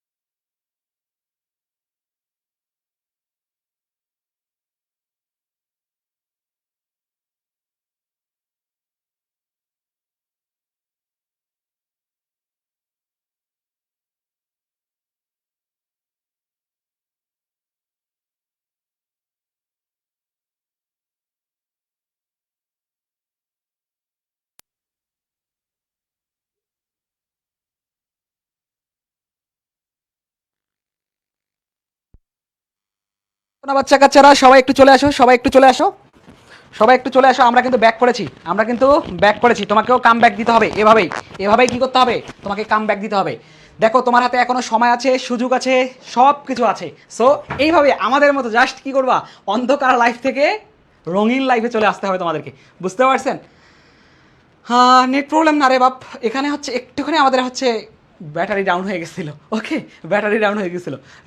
পুরো রিচার্জ হয়ে গেল। ওকে, সো একটু ভাইকে বলো যে আসলে এখন সব কিছু তোমরা ক্লিয়ারলি বা পারফেক্টলি দেখতে পাচ্ছ কিনা, একটু ভাইকে জানাও, এবং সবাই একটু ভাইকে বলো যে ক্লিয়ারলি এখন দেখা যাচ্ছে কিনা, সব কিছু পারফেক্টলি তোমরা সব কিছু দেখতে পাচ্ছ কিনা। ওকে, তাহলে আমরা এখান থেকে এই কনসেপ্টটা এখান থেকে দেখে ফেললাম যে ভাই আসলে আমাদের এখান থেকে কী হবে বা এখান থেকে কোন বিষয়টা হয়ে থাকে সেটা আমরা দেখে ফেললাম। চলেন আমরা হচ্ছে এখান থেকে এই পোর্শনটুকু দেখা শেষ করে এখন নেক্সট কোশ্চেনে মুভ করবো। 5 নম্বর কোশ্চেন কী বলেছে আমাদের ভাইয়া? একটু সবাই বলো যে ভাইয়া কোনটি পরম শূন্য তাপমাত্রা? কি বলেছে? কোনটি পরম শূন্য তাপমাত্রা? এখন এই পরম শূন্য তাপমাত্রা যে আছে, তোমরা একটা বিষয় দেখেছিলা বা একটা বিষয় হয়তো বা জানার কথা, না জানলেও সমস্যা নাই, ভাইয়া যেহেতু আছি ভাইয়া তোমাদেরকে জানাই দিব। সেটা হচ্ছে পরম শূন্য তাপমাত্রা যে আছে, যে তাপমাত্রায় গ্যাসের আয়তন আয়তন তাত্ত্বিকভাবে শূন্য হয়ে থাকে, থিওরিটিক্যালি শূন্য হয়ে থাকে, ওই তাপমাত্রাটাকে কি বলা হয় থাকে ভাইয়া? ওই তাপমাত্রাটাকে বলা হয় থাকে পরম শূন্য তাপমাত্রা। এবং ওই কনসেপ্টটা কোন জায়গা থেকে আসছে? এটা বেসিক্যালি চার্লসের সূত্র যে আছে, এই চার্লসের সূত্র থেকে আসছে। চার্লসের সূত্রের মধ্যে ফার্স্ট অফ অল চার্লসের সূত্রের মধ্যে বলা ছিল যে স্থির কি বলা ছিল? স্থির তাপমাত্রা স্থির চাপে কোনো গ্যাসের আয়তন কি করতেছি আমরা 0 ডিগ্রি সেলসিয়াস তাপমাত্রা, আয়তনের 1/273 অংশ হ্রাস বা বৃদ্ধি ঘটে, ওই কনসেপ্ট থেকে বেসিক্যালি চলে আসে। ওকে, ওই কনসেপ্ট থেকে বেসিক্যালি আমাদের হচ্ছে চলে আসে। এখন ওইখানের মধ্যে বলা ছিল ভি নট প্লাস হচ্ছে কি, যে ভি নট টি বাই হচ্ছে 273। এখন এখান থেকে যদি আমাদেরকে এদিকে এই তাপমাত্রাটা হচ্ছে সেলসিয়াস তাপমাত্রা, এদিকে সেলসিয়াস স্কেলের তাপমাত্রা, যদি এখান থেকে ঘটনাটা এরকম হয়ে থাকে যে টি এর মান যদি কি ভি নট প্লাস হচ্ছে কি এই সেলসিয়াস স্কেলের তাপমাত্রা যদি -273 হয়, -273 ডিগ্রি সেলসিয়াস, এর সাথে কি থাকে -273 ডিগ্রি সেলসিয়াস, যদি টি এর মান কি থাকে, টি এর মান -273 ডিগ্রি সেলসিয়াস হয় থাকে, -273 ডিগ্রি সেলসিয়াস, আর ভি নট বাই হচ্ছে এখান থেকে 273 আছে, তাহলে 273 হচ্ছে ওমিট হয়ে যাবে, বাদ হয়ে যাবে, তাহলে ভি নট ইকুয়াল মাইনাস কি বলবো ভাইয়া? মাইনাস ভি নট, তাহলে V naught minus V naught অর্থাৎ 0 হয়ে যাবে। তখন আমরা বলতে পারবো আয়তন কি হয়ে গেছে? তাত্ত্বিকভাবে শূন্য হয়ে গেছে। কিন্তু এই যে -273 ডিগ্রি সেলসিয়াস তাপমাত্রা যে রয়েছে, -273 ডিগ্রি সেলসিয়াস তাপমাত্রা, এই তাপমাত্রাকে আমরা কি বলতেছি ভাইয়া? পরম শূন্য তাপমাত্রা। কি বলি? পরম শূন্য তাপমাত্রা, পরম শূন্য তাপমাত্রা। এখন এখান থেকে পরম শূন্য তাপমাত্রা যে আমি বললাম, এরপর এখান থেকে আমরা আরও একটা কাজ করতে পারি, সেটা হচ্ছে কি এই তাপমাত্রাটাকে আমরা যে তাপমাত্রায় কনভার্ট করতে পারি, সেটা কোন তাপমাত্রা হতে পারে? সেটা হচ্ছে অবভিয়াসলি আমরা কি করতে পারি যে ভাই এই যে -273 ডিগ্রি সেলসিয়াসের সাথে আমরা কেলভিনের তাপমাত্রা যদি কনভার্ট করি, তাহলে কি হবে? যে কেলভিন পরম শূন্য তাপমাত্রা যে রয়েছে -273 এর সাথে কি করবো? +273 করলে আমাদের কত আসবে? যে ভাই 0 কেলভিন আসবে। কি আসবে? 0 কেলভিন। অর্থাৎ 0 কেলভিন যা বোঝাবে -273 ডিগ্রি সেলসিয়াস তাই বোঝাবে। সো এখান থেকে আমাদের কি দেওয়া আছে? সেলসিয়াসে দেওয়া আছে। ভাই এই যে তোমরা কি করো, অনেকেই যা 0 ডিগ্রি সেলসিয়াস দেখে ঠাস করে দাগাই দিবে, তাহলে কিন্তু ভুলে যাবে। -273 25 ডিগ্রি সেলসিয়াস তাপমাত্রা হবে না। এইটা আমরা কোথায় দেখেছিলাম? এসে টিপির ক্ষেত্রে দেখেছিলাম, এসে টিপির ক্ষেত্রে। আর এইটা হচ্ছে কিভাবে আবার 0 ডিগ্রি সেলসিয়াস, 0 ডিগ্রি সেলসিয়াস, কিন্তু 0 ডিগ্রি সেলসিয়াস না, -273, এখানে 273 দেওয়া আছে, অর্থাৎ 0 ডিগ্রি সেলসিয়াসকে বোঝাচ্ছে, কিন্তু 0 ডিগ্রি সেলসিয়াস বলেছি না, এই যে -273 ডিগ্রি সেলসিয়াস তাপমাত্রায় যেখানে আমাদের গ্যাসের আয়তন কি হয় থাকে? তাত্ত্বিকভাবে শূন্য হয়ে থাকে। সো এই বিষয়টাকে আমাদের বলা হয় কি ভাইয়া? পরম শূন্য তাপমাত্রা। সো একটু ভাইকে বলো সবাই এই কনসেপ্টটা বুঝতে পারছেন কিনা, কারো কোথাও কোনো জায়গায় কোনো ডাউট আছে কিনা? এবং এখান থেকে বেসিক্যালি তোমাদের সিকিউতে একটা কোশ্চেন চলে আসতে পারে, সেটা হচ্ছে এটার গ্রাফটা যে আছে, গ্রাফটা বেসিক্যালি চলে আসে। গ্রাফটা একটুখানি যদি আমরা দেখতে যাই তাহলে হচ্ছে বুঝতে পারবো আমরা। ধরো এইখানের মধ্যে এইটা হচ্ছে আমি সেলসিয়াস স্কেলের তাপমাত্রা বললাম, কি বললাম? সেলসিয়াস স্কেলের তাপমাত্রা এইটা পার্ট বললাম। আর এটা হচ্ছে আয়তন যে আছে, আয়তনের পোষণটা আমি বললাম। অর্থাৎ এখান থেকে 0 ডিগ্রি সেলসিয়াস তাপমাত্রা আয়তন আমি যে ভি নট বলে থাকি, আর এদিকে হচ্ছে আয়তন ভি আমাদের বোঝাচ্ছে, আর এদিকে হচ্ছে সেলসিয়াস স্কেলের তাপমাত্রা বোঝাচ্ছে। এখন এইখানের মধ্যে এখান থেকে বেসিক্যালি গ্রাফটা হচ্ছে এরকম করে চলে আসে, এবং এদিকে -273 ডিগ্রি সেলসিয়াস তাপমাত্রা আমি এখানে যদি বলি, তাহলে এইখান থেকে হচ্ছে কি এখান থেকে আসছে বলে মনে হবে, অর্থাৎ এই তাপমাত্রাটাই আমাদের বেসিক্যালি কী হবে? গ্যাসের আয়তন তাত্ত্বিকভাবে কী হবে ভাইয়া? শূন্য হবে। এই গ্রাফটা থেকে বেসিক্যালি আমাদের অনেকভাবে কোশ্চেন চলে আসে। ওকে ওকে, 5 তাহলে আমাদের ডি নাম্বার হয়ে যাচ্ছে। ওকে, চলেন তাহলে আমরা হচ্ছে নেক্সট কোশ্চেনে মুভ করি। নেক্সট কোশ্চেন দেখি। নেক্সট কোশ্চেন কি বলেছে আমাদেরকে? এই যে ভাই দেখো, এটা একটা খুবই চমকপ্রদ কোশ্চেন, এবং এই কোশ্চেন থেকে তুমি জাস্ট ভাইয়ের সাথে একটুখানি দেখো, তুমি এখান থেকে যত ধরনের তোমার হচ্ছে গ্রাফ আসুক না কেন, তুমি খুব সহজেই ভাই ক্র্যাক করতে পারবা, এতটুকু তোমাকে বলতেছি। দেখো কি বলছে? স্থির আয়তনে। কি বলেছে? স্থির আয়তনে, অর্থাৎ আয়তন কি হচ্ছে ভাই? স্থির, অর্থাৎ ভি স্থির হয়ে গেছে। নির্দিষ্ট ভরের আদর্শ গ্যাসের, নির্দিষ্ট ভরের গ্যাসের কি আদর্শ গ্যাসের P/T বনাম কি বলছে ভাইয়া? P/T বনাম হচ্ছে টি। এখন এটা কোন আমাদের সূত্র বলেন দেখি একটুখানি সবাই, যে আসলে এটা কোন সূত্র বোঝাচ্ছে? স্থির আয়তন। স্থির আয়তন হলে আমরা কিছুক্ষণ আগে দেখে আসছি না যে গেলুসাকের সূত্র। কিসের সূত্র? গেলুসাকের সূত্র। তাহলে গেলুসাকের সূত্র কি বলে? যে যদি ভি স্থির থাকে তাহলে আমাদের সম্পর্ক কার হয় থাকে? সম্পর্ক হয় থাকে পি এর সাথে কিসের? টি এর। অর্থাৎ চাপ কি হয় থাকে? পরম তাপমাত্রার সমানুপাতিক হয় থাকে। এই সম্পর্ক যদি হয় থাকে, এই সম্পর্ক থেকে আমরা কি করবো ভাইয়া? এখান থেকে গ্রাফটা আঁকবো। আসেন দেখি যে পি সমানুপাতিক চিহ্ন যদি উঠাই দেয় তাহলে কি লাগবে ভাইয়া? কে লাগবে, আর এর সাথে কি লাগবে? টি লাগবে।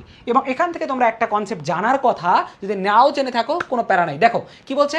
গ্যাসের ক্ষেত্রে P/T বনাম কি বলছে ভাইয়া? টি। অর্থাৎ বনামের আগে যেটা থাকে সেটাকে আমরা ওয়াই অক্ষ ধরি। কি করি? ওয়াই অক্ষ ধরি। আর বনামের পরে যেটা থাকে সেটাকে আমরা এক্স অক্ষ ধরি। কি ধরি? এক্স অক্ষ ধরি। তাহলে এখান থেকে দেখো P/T সবগুলো কি আছে? ওয়াই অক্ষের মধ্যে সবার অবস্থান দিয়ে দিছে। আর টিটা হচ্ছে কি ভাইয়া? যে এখানে সবার ক্ষেত্রে কি করছে? এক্স অক্ষে দিয়ে দিচ্ছে। সো এই পোর্শনটা সবগুলো অপশনের জন্য কারেক্ট। বাট এখান থেকে ঘটনা আমরা দেখবো P/T বলছে, তাহলে P/T কোন অক্ষে আছে ভাই? ওয়াই অক্ষে আছে। তাহলে P/, কি বললাম? এই P = KT, তাহলে P/T = কি বললাম? K কে বললাম। এখন এইটা হচ্ছে কোন অক্ষে, ওয়াই অক্ষে। আর এখানে কি এক্স অক্ষের কোনো কিছু আছে ভাই? এক্স অক্ষে যদি তোমার কি থাকতো, টি থাক, কলা গাছ থাক, যাই থাক ভাই, ইটস ডাজেন্ট ম্যাটার। তোমার এখানে যদি বলতো ভি, এখান থেকে যদি অন্য কিছু বলতো, অর্থাৎ ভি যেহেতু যদিও বলবে না, কারণ কি ভি স্থির আছে, সো এখান থেকে যদি এন বলতো তাও কোনো প্যারা নাই, কারণ এনও আবার এখানে স্থির। সো এই কনসেপ্টটা বা এটাই বলবে। সো এখান থেকে আমার কথা হচ্ছে ভাই, এইটা যদি কি থাকে স্থির, মানে এদের সাথে সম্পর্ক যেটা যাই দেখ না কেন, সেখানে যদি পি বাই টি অথবা টি ইনভার্স দিত তাও কোনো প্যারা হইতো না। এখন ওয়াই ইকুয়াল কি বলছে আমরা, ওয়াই অক্ষের মধ্যে ওয়াই ইকুয়াল 5, আমি যদি ওয়াই ইকুয়াল কি বলি 5 বলি, সেটা কি হয় থেকে ভাই এক্স অক্ষের সমান্তরাল না। আর এই আমরা যদি বলি এক্স ইকুয়াল 1, তাহলে ওয়াই অক্ষের সমান্তরাল না। এই সমীকরণ আমরা হচ্ছে কি কোথায় পড়ছিলাম, সরলরেখা চ্যাপ্টারের মধ্যে তোমরা দেখছো না। তাহলে ভাই এ ওয়াই ইকুয়াল 5 বা ওয়াই ইকুয়াল কে আমি দেখতেছি, ওয়াই ইকুয়াল কে দেখতেছি। এখন যদি একটা ধ্রুবক পার্ট হয় থাকে, তাহলে সেটা কি হবে, এক্স অক্ষের কি হবে ভাইয়া, এক্স অক্ষের সমান্তরাল, অর্থাৎ গ্রাফটা কি হবে, এক্স অক্ষের সমান্তরাল হবে। তাহলে এক্স অক্ষের সমান্তরাল, এটা হচ্ছে কি মূল বিন্দুগামী সরলরেখা সমীকরণ দেখাচ্ছে, যার কারণে এটা হবে না। এইটা কি ভাই, এটা নেগেটিভ ঢালের দিকে গ্রাফটা দেখাচ্ছে, যার কারণে এটা হবে না। এটা আয়তাকার অধিবৃত্ত দেখাচ্ছে, যেটাও আমাদের হবে না। এই যে এক্স অক্ষের সমান্তরাল, অর্থাৎ কি হবে, এই যে এ নাম্বারটা হচ্ছে আমাদের কাঙ্ক্ষিত অঞ্চল। এখন ভাইয়া তোমাদেরকে বলছিলাম একটা কথা, যে ভাই এখান থেকে আমি তোমাদেরকে সকল ধরনের গ্রাফ দেখানোর চেষ্টা করবো। চলেন আমরা একটুখানি দেখি যে আসলে সকল ধরনের গ্রাফ আমরা কেমনে দেখবো। আমরা জানি বয়েলের সূত্রের মধ্যে কি হয় থেকে, বয়েল যে আছে এই বয়েলের সূত্রের মধ্যে কি বলে, বয়েলের সূত্রের মধ্যে একটা কনসেপ্ট আমরা জানি, সেটা হচ্ছে ভি ব্যস্তানুপাতিক 1/p। যদি এখানে বয়েলের সূত্রের মধ্যে বলে ভি ভার্সেস 1/p এর গ্রাফ, ভি ভার্সেস 1/p এর গ্রাফ যদি বলে, তাহলে এখান থেকে আমি কি করবো, ভি ভার্সেস 1/p এর গ্রাফ, তাহলে ভি ভার্সেস 1/p এর গ্রাফ মানে কি, এই যে এখান থেকে আমি যদি আসি, তাহলে কি লেখা যাবে, ভি ইকুয়াল কে ইন্টু 1/p। তাহলে এই যে ভি যেটা আছে এটা কোন অক্ষে আছে, ওয়াই অক্ষে, আর এটা আছে কোন অক্ষে, পি ইনভার্স এক্স। তাহলে ওয়াই ইকুয়াল কি জানি আমরা, ওয়াই ইকুয়াল এটা কেমন আসতেছে, ওয়াই ইকুয়াল এম এক্স, অর্থাৎ যেটা আছে মূল বিন্দুগামী সরলরেখার সমীকরণ। এটা কি হবে, মূল বিন্দুগামী সরলরেখার সমীকরণ, মূল বিন্দুগামী সরলরেখার সমীকরণ। অর্থাৎ ঘটনাটা কি একটুখানি আমি যদি দেখাই তোমাদেরকে, মূল বিন্দুগামী সরলরেখার সমীকরণ, অর্থাৎ এখান থেকে গ্রাফটা যদি আমি একটুখানি প্লট করার চেষ্টা করি, ধরো আমি এইখানের মধ্যে এটা বললাম হচ্ছে ওয়াই অ্যাক্সিস, আর এটাকে বললাম হচ্ছে এক্স অ্যাক্সিস। তাহলে এখান থেকে আমি বলতেছি ভি ভার্সেস কি ভাইয়া, পি ইনভার্সের গ্রাফ, অর্থাৎ ভিটা হচ্ছে এইটা, আর এটা হচ্ছে কি ভাইয়া, পি ইনভার্স, পি ইনভার্স বা 1/p। তাহলে এটার ক্ষেত্রে গ্রাফটা কি হবে, মূল বিন্দুগামী সরলরেখার সমীকরণ হবে, মূল বিন্দুগামী সরলরেখার সমীকরণ। অর্থাৎ এটা হবে আমি বলবো T1, এটা হচ্ছে T2, আর এটা আমি বলবো কি ভাই T3। এটা এরকম বেসিক্যালি হবে, অর্থাৎ যদিও এখান থেকে এক জায়গা থেকে হচ্ছে বেসিক্যালি তারা রান করতে থাকবে, বাট এখানে মূল বিন্দুকে কখনো টাচ করবে না, এরকমটা হবে। তারপরে যদি আমরা বলে থাকি যে ভাই পিভি ভার্সেস কি বললাম, পিভি ভার্সেস হচ্ছে কি বলছি, পি, বা তুমি বলতে পারো ভি, তাহলে এখান থেকে কি হবে, আমরা জানি সূত্র কি, ভি ব্যস্তানুপাতিক 1/p। তাহলে এখান থেকে বলতে পারো ভি ইকুয়াল কি বলতে পারো, কে ইন্টু 1/p। তাহলে পিভি আমাকে এক পাশে নিতে হবে, পিভি ইকুয়াল কি আসবে, কে, অর্থাৎ এটা হচ্ছে কোন অক্ষে, ওয়াই অক্ষের মধ্যে আছে, অর্থাৎ ওয়াই ইকুয়াল কে, ওই যে আগের মতোই আমাদের আসতেছে। অর্থাৎ তখন আমাদের গ্রাফটা বেসিক্যালি কীরকম হবে, তখন আমাদের বেসিক্যালি গ্রাফটা হবে এই যে এরকম হবে, অর্থাৎ এক্স অক্ষের সমান্তরাল। অর্থাৎ পিভি ভার্সেস আমরা যদি পি বলি বা ভি যেটাই বলি, তাহলে আমাদের এক্স অক্ষের সমান্তরাল হবে গ্রাফটা, এই যে এক্স অক্ষের সমান্তরাল। অর্থাৎ আমি বলবো T1, T2 কি বলবো, T3, যেগুলো কনস্ট্যান্ট থাকে সেগুলো আমরা হচ্ছে এইভাবে দিয়ে থাকি। আর এখান থেকে আমাদের আরেকটা গ্রাফ আসতে পারে, সেটা হচ্ছে যে পি ভার্সেস ভি এর গ্রাফ যে আছে, আমরা এখান থেকে এটা বেসিক্যালি বিষয়টা দেখে ফেললাম। আরেকটা আসতে পারে যে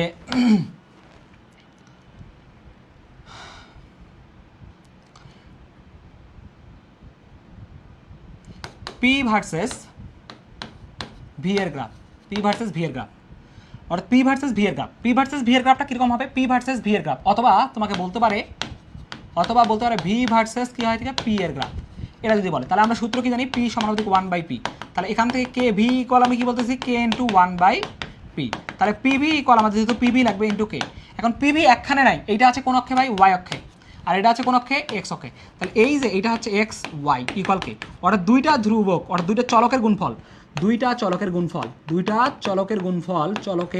কি হয়ে থাকে ভাই, চলকের গুণফল যদি কি হয়ে থাকে, গুণফল ধ্রুবক, দুইটা চলকের গুণফল যদি ধ্রুবক হয় থাকে, তাহলে সেটা কি হয়ে থাকে ভাইয়া, আয়তাকার অধিবৃত্ত। যখন তোমরা কণিক চ্যাপ্টার পড়বা তখন বেসিক্যালি এই কনসেপ্টটা দেখতে পারবা যে আয়তাকার অধিবৃত্ত হয় থাকে, আয়তাকার অধিবৃত্ত। তাহলে এইখানের মধ্যে পি ভার্সেস ভি এর গ্রাফটা যদি বলে, অথবা বা তোমাকে বললো ভি ভার্সেস হচ্ছে কি ভাইয়া, পি এর গ্রাফ বা পি এর গ্রাফ, তখন তোমাদের বেসিক্যালি কি হবে, আয়তাকার অধিবৃত্ত হবে। অর্থাৎ এই যে এরকম করে চলে যাবে, আয়তাকার অধিবৃত্ত হবে, এই যে এরকম করে আয়তাকার অধিবৃত্ত হবে, অর্থাৎ এখানে আমি যে T1 বলি, এটা হচ্ছে T2, আর এটা কি হবে, T3 হবে। আর এই গ্রাফগুলো যদি তোমার জানা থাকে, তাহলে খুব সহজেই তুমি এখান থেকে যেভাবেই আসুক না কেন, তুমি এতটুকু নিশ্চিত থাকো ভাইয়া ওয়াই ইকুয়াল 5 কীভাবে হলো, তুমি ভাই ওয়াই ইকুয়াল 10ও ধরতে পারো, 15 ধরতে পারো, ভাই এটা যে কোনো একটা কনস্ট্যান্ট, তাহলে সেটা কী হয় থেকে যে ভাই এক্স অক্ষের সমান্তরাল হয়। এই যে এখান থেকে আমি জাস্ট তোমাকে বোঝানোর জন্য ওয়াই ইকুয়াল 5 বলছি, বুঝতে পারছো? ওকে, চলেন চলেন আমরা হচ্ছে তাহলে আমাদের নেক্সট কোশ্চেনে চলে যাই। সবাই একটু ভাইকে বলো গ্রাফের পোর্শনটুকু সবাই ক্লিয়ারলি বুঝতে পারছো কিনা, কারো কোথাও কোনো জায়গায় কোনো ডাউট আছে কিনা? সবাই গ্রাফের এই পোর্শনটা ক্লিয়ারলি বুঝতে পারছো কিনা, কারো কোথাও কোনো জায়গায় কোনো ডাউট আছে কিনা? একটু ভাইকে জানাও যে সবাই ক্লিয়ারলি এইটুকুন পোর্শন বুঝতে পারছো কিনা। যদি ক্লিয়ার থাকে আমরা হচ্ছে নেক্সট কোশ্চেনে মুভ করবো। একটু ভাইকে বলতে হবে, একটু ভাইকে জানান যে আসলে এইটুকুন পোর্শন সবার কাছে ক্লিয়ার কিনা। একটু ভাইকে জানান।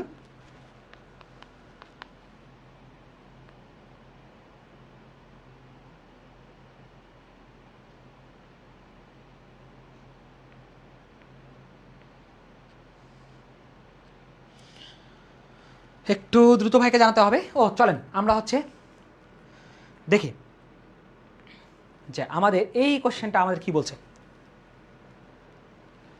হ্যাঁ চলেন চলেন চলেন কি বলছে আমাদেরকে ভাইয়া? 8 গ্রাম যে রয়েছে কি বলেছে? 8 গ্রাম। 8 গ্রাম কি বলেছে? 8 গ্রাম হিলিয়াম গ্যাসের জন্য আদর্শ গ্যাসের সমীকরণ কোনটি? 8 গ্রাম হিলিয়াম গ্যাসের জন্য আমাদের আদর্শ গ্যাসের সমীকরণ কোনটি? এখন আদর্শ গ্যাসের সমীকরণ আসলে কোন জায়গা থেকে আসে ভাইয়া? আদর্শ গ্যাসের সমীকরণ আসলে কোন জায়গা থেকে আসে, বা আমরা কোন জায়গা থেকে এই আদর্শ গ্যাসের সমীকরণটা পাই? আমরা জানি যে আসলে বয়েলের সূত্র, বয়েল যে আছে এই বয়েলের সূত্র, চার্লসের সূত্র, তারপরে হচ্ছে অ্যাভোগাড্রোর সূত্র, এই সূত্রগুলোর ক্ষেত্রে আমরা দেখছিলাম এটা কি ভি ব্যস্তানুপাতিক 1/p। এখান থেকে চার্লসের সূত্র দেখে যে ভি সমানুপাতিক হচ্ছে কি ভাইয়া টি, আর অ্যাভোগাড্রোর সূত্র ভি সমানুপাতিক এন। এই তিনটা সূত্রকে মার্জ করে বেসিক্যালি আমরা পাই ভি একদিকে রেখে আমরা বলতে পারি 1/p ইন্টু টি ইন্টু হচ্ছে এন। তাহলে ভি এখান থেকে সমানুপাতিক ধ্রুবককে উঠানোর জন্য আমাদের বেসিক্যালি যে কাজটা করা হয় থাকে সেটা হচ্ছে আর সার্বজনীন মোলার গ্যাস ধ্রুবক নেওয়া হয় থাকে। অর্থাৎ এখান থেকে আমি পাচ্ছি টি এন আর হচ্ছে এখানে পি। তাহলে এই যে পিভি ইকুয়াল আমি বলতে পারতেছি এন আর টি। এইটাকেই বলা থাকে আমাদের আদর্শ গ্যাসের সমীকরণ। অর্থাৎ যেগুলোর ক্ষেত্রে আমাদের কি বলা হয় থাকে যে আমরা জানি বাস্তবিক ক্ষেত্রে কোনো গ্যাসে কি হয় না, আদর্শ গ্যাস আমাদের হয় না, কিন্তু আমরা এখান থেকে দেখে থাকি এই যে কোনো একটা গ্যাসকে, অর্থাৎ বাস্তব গ্যাস আমরা আদর্শ গ্যাস এবং বাস্তব গ্যাস জানি। গ্যাস দুই ধরনের হয় থাকে, একটা হচ্ছে বাস্তব আর একটা হচ্ছে আদর্শ। একটা হচ্ছে বাস্তব আর একটা হচ্ছে কি ভাইয়া আদর্শ। এখন এইখানের মধ্যে বাস্তব গ্যাসটাকে আদর্শ গ্যাস, বাস্তব গ্যাসকে কি করব, বাস্তব থেকে আদর্শতে যদি কনভার্ট করতে যাই, অর্থাৎ দুষ্টু প্রকৃতির মানুষজনকে থেকে যে তাকে যদি সভ্য প্রকৃতির মানুষজনে নিয়ে যেতে চাই, তারা কি করতে হবে, উচ্চ তাপমাত্রা দিতে হবে এবং নিম্ন চাপ। উচ্চ তাপমাত্রা কি করবো, উচ্চ তাপমাত্রা ও নিম্ন চাপ দিলে বেসিক্যালি কি হবে, বাস্তব গ্যাসটা কি হয় থেকে আদর্শ গ্যাসে কনভার্ট হয়। অর্থাৎ বয়েল চার্লস অ্যাভোগাড্রোর সূত্র যারা মেনে চলে থাকে তাদেরকে বলা হয় কি ভাইয়া, তাদেরকে বলা হয় থেকে আমাদের আদর্শ গ্যাস। কি বলা হয় থেকে, আদর্শ গ্যাস বলা হয় থেকে। এখন আমার কথা হচ্ছে এই আদর্শ গ্যাস যে আছে, এই আদর্শ গ্যাসের কনসেপ্ট আমরা এখান থেকে দেখলাম। এখন পিভি ইকুয়াল এনআরটি যেহেতু আমাদের হয় থেকে, আর এন যে আছে, এন আমরা কি জানি, মোল সংখ্যা। এন আসলে কি বোঝায় আমাদের ভাইয়া, মোল সংখ্যা বোঝায়। কি বোঝায়, এন হচ্ছে আমাদের বেসিক্যালি মোল সংখ্যা বোঝায়। এখন মোল সংখ্যা যেহেতু বোঝায়, তাহলে আমরা মোল কি জানি ভাইয়া, মোলের কনসেপ্ট এন ইকুয়াল কি লেখা যায়, W/m। অর্থাৎ কোনো বস্তুর ভর ভাগ হচ্ছে কি আণবিক ভর, কি হয় থেকে আণবিক ভর। তারপর আমরা জানি ভি বাই কি লেখা যায় 22.4, অর্থাৎ ভি লিটারে যদি হয় থাকে। তারপর আমরা জানি অণুর সংখ্যা বাই কি লেখা যায়, অ্যাভোগাড্রোর সংখ্যা। এটা কি হয় থেকে অণুর সংখ্যা বাই কি লেখা যায়, অ্যাভোগাড্রোর সংখ্যা। এটা হচ্ছে অ্যাভোগাড্রোর সংখ্যা। অ্যাভোগাড্রোর সংখ্যা তোমরা সবাই জানো, সেটা কি 6.023 × 10⁻23 হয়ে থাকে, এরকম আমরা জানি। এবং এখান থেকে আরও কনসেপ্ট লেখা যায়, এন ইকুয়াল এস ভি লেখা যায়, এন ইকুয়াল এস ভিও লেখা যায়। এখন কথা হচ্ছে ওই যে মোল পার লিটার, মোল যে আছে এটা হচ্ছে মোল পার লিটার, আর এটা হচ্ছে লিটার, যার কারণে মোল এখানে কনসেপ্ট থাকবে। সো ঘনমাত্রা এটা বেসিক্যালি, এসটা হচ্ছে ঘনমাত্রা, এখানে এসটা হচ্ছে কি ভাইয়া ঘনমাত্রা। সো এই কনসেপ্টটা যেহেতু জানি, সো এখান থেকে পিভি, এই যে সমীকরণ আমরা কি জানি যে পিভি ইকুয়াল কি হয় থেকে ভাইয়া এনআরটি। তাহলে এখানে কত গ্রাম দেওয়া আছে হিলিয়াম ভাইয়া, 8 গ্রাম দেওয়া আছে, অর্থাৎ কোনো বস্তুর ভর ডাব্লিউ এর মান দেওয়া আছে। আর হিলিয়ামের ক্ষেত্রে আমরা আণবিক ভর কি জানি, হিলিয়ামের ক্ষেত্রে আণবিক ভর, হিলিয়ামের জন্য আণবিক ভর কত জানি, 2 4 হয়ে থাকবে। তাহলে 4 হয়ে থাকে, তাহলে পিভি ইকুয়াল আমি কি বলতে পারবো যে ভাই W/m RT। তাহলে পিভি ইকুয়াল কি বলতেছি ভাইয়া, ডাব্লিউ এর মান কত, ডাব্লিউ এর মান হচ্ছে 8, আর এম এর মান কত আমাদের 4, তাহলে RT। তাহলে 4 × 8 2। তাহলে পিভি ইকুয়াল কি বলো, পিভি ইকুয়াল হচ্ছে 2RT, যার সাথে মিলে যাচ্ছে সেটাই হচ্ছে আমাদের কাঙ্ক্ষিত এখানকার আনসার। দেখো ইতিমধ্যে তোমরা অনেকে আনসার দিয়ে দিয়েছো যে পিভি ইকুয়াল কি হবে ভাইয়া 2RT হবে। আবার চোখের দেখায় এরকম করিও না, তাহলে এটা কিন্তু ভুল হয়ে যাবে, ওকে ভাইয়া, এই যে PV equal nRT, PV equal nRT, বুঝতে পারছেন? পিভি ইকুয়াল এনআরটি কেন দিয়েছি ভাইয়া? এই যে হিলিয়াম গ্যাসের জন্য বলছে।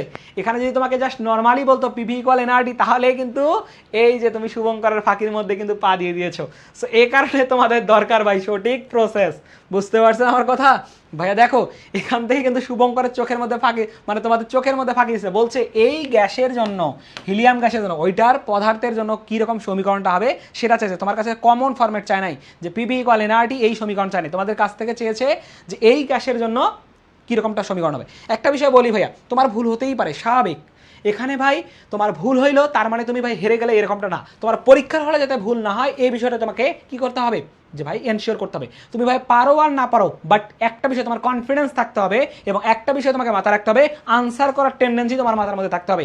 যদি তুমি একটা বিষয়ে আগ্রহ প্রকাশ করো, তাহলে তোমার অটোমেটিক্যালি আজকে না হোক কালকে, কালকে না হোক পরশু, ভাই তুমি অবশ্যই সাকসেস হবা। কিন্তু তোমার যদি আগ্রহী না থাকে, তোমার যদি চেষ্টাই না থাকে, তাহলে তুমি পারবা না। কারণ মানুষের ভাগ্য মানুষ নিজেই বদলাতে পারে। হ্যাঁ, যদিও আমরা জানি ভাগ্য আমাদের উপরওয়ালা নিয়ন্ত্রণ করে থাকে, কিন্তু তুমি তোমার পরিশ্রম এতটা লেভেলে করো যাতে ভাগ্য অটোমেটিক্যালি কি হয় থেকে পরিবর্তন হয়। তোমার হাতে যেটা রয়েছে তোমাকে সেটা দিয়ে কাজে লাগাতে হবে। তোমার হাতে পরিশ্রম করার অ্যাবিলিটি রয়েছে, তোমাকে পরিশ্রম করতে হবে।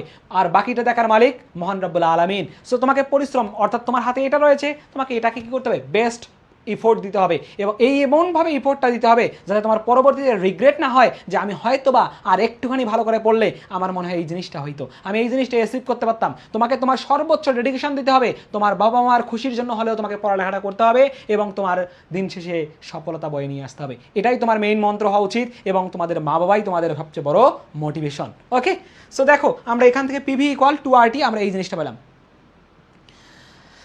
দেখো ভাইয়া, পরীক্ষার প্রশ্ন আসলে অনেক হার্ড হয় আর হচ্ছে সহজ হয় এরকম বিষয়টা না। তোমার মাইন্ড সেটআপটা কীরকম আছে তুমি সেটার উপর ডিপেন্ড করবে আসলে কোশ্চেনটা হার্ড নাকি ইজি। এই কোশ্চেনটা কি হার্ড ছিল না, যে পারে তার কাছে সব থেকে ইজি লাগতো। তোমার যদি কনসেপ্ট ক্লিয়ার থাকে, তুমি যদি সব কিছু বিষয় বুঝতে পারো, তাহলে তোমার কাছে ইজি লাগবে। আসলে কোশ্চেন অনেক হার্ড বা অনেক ইজি এরকম কোনো কিছু না।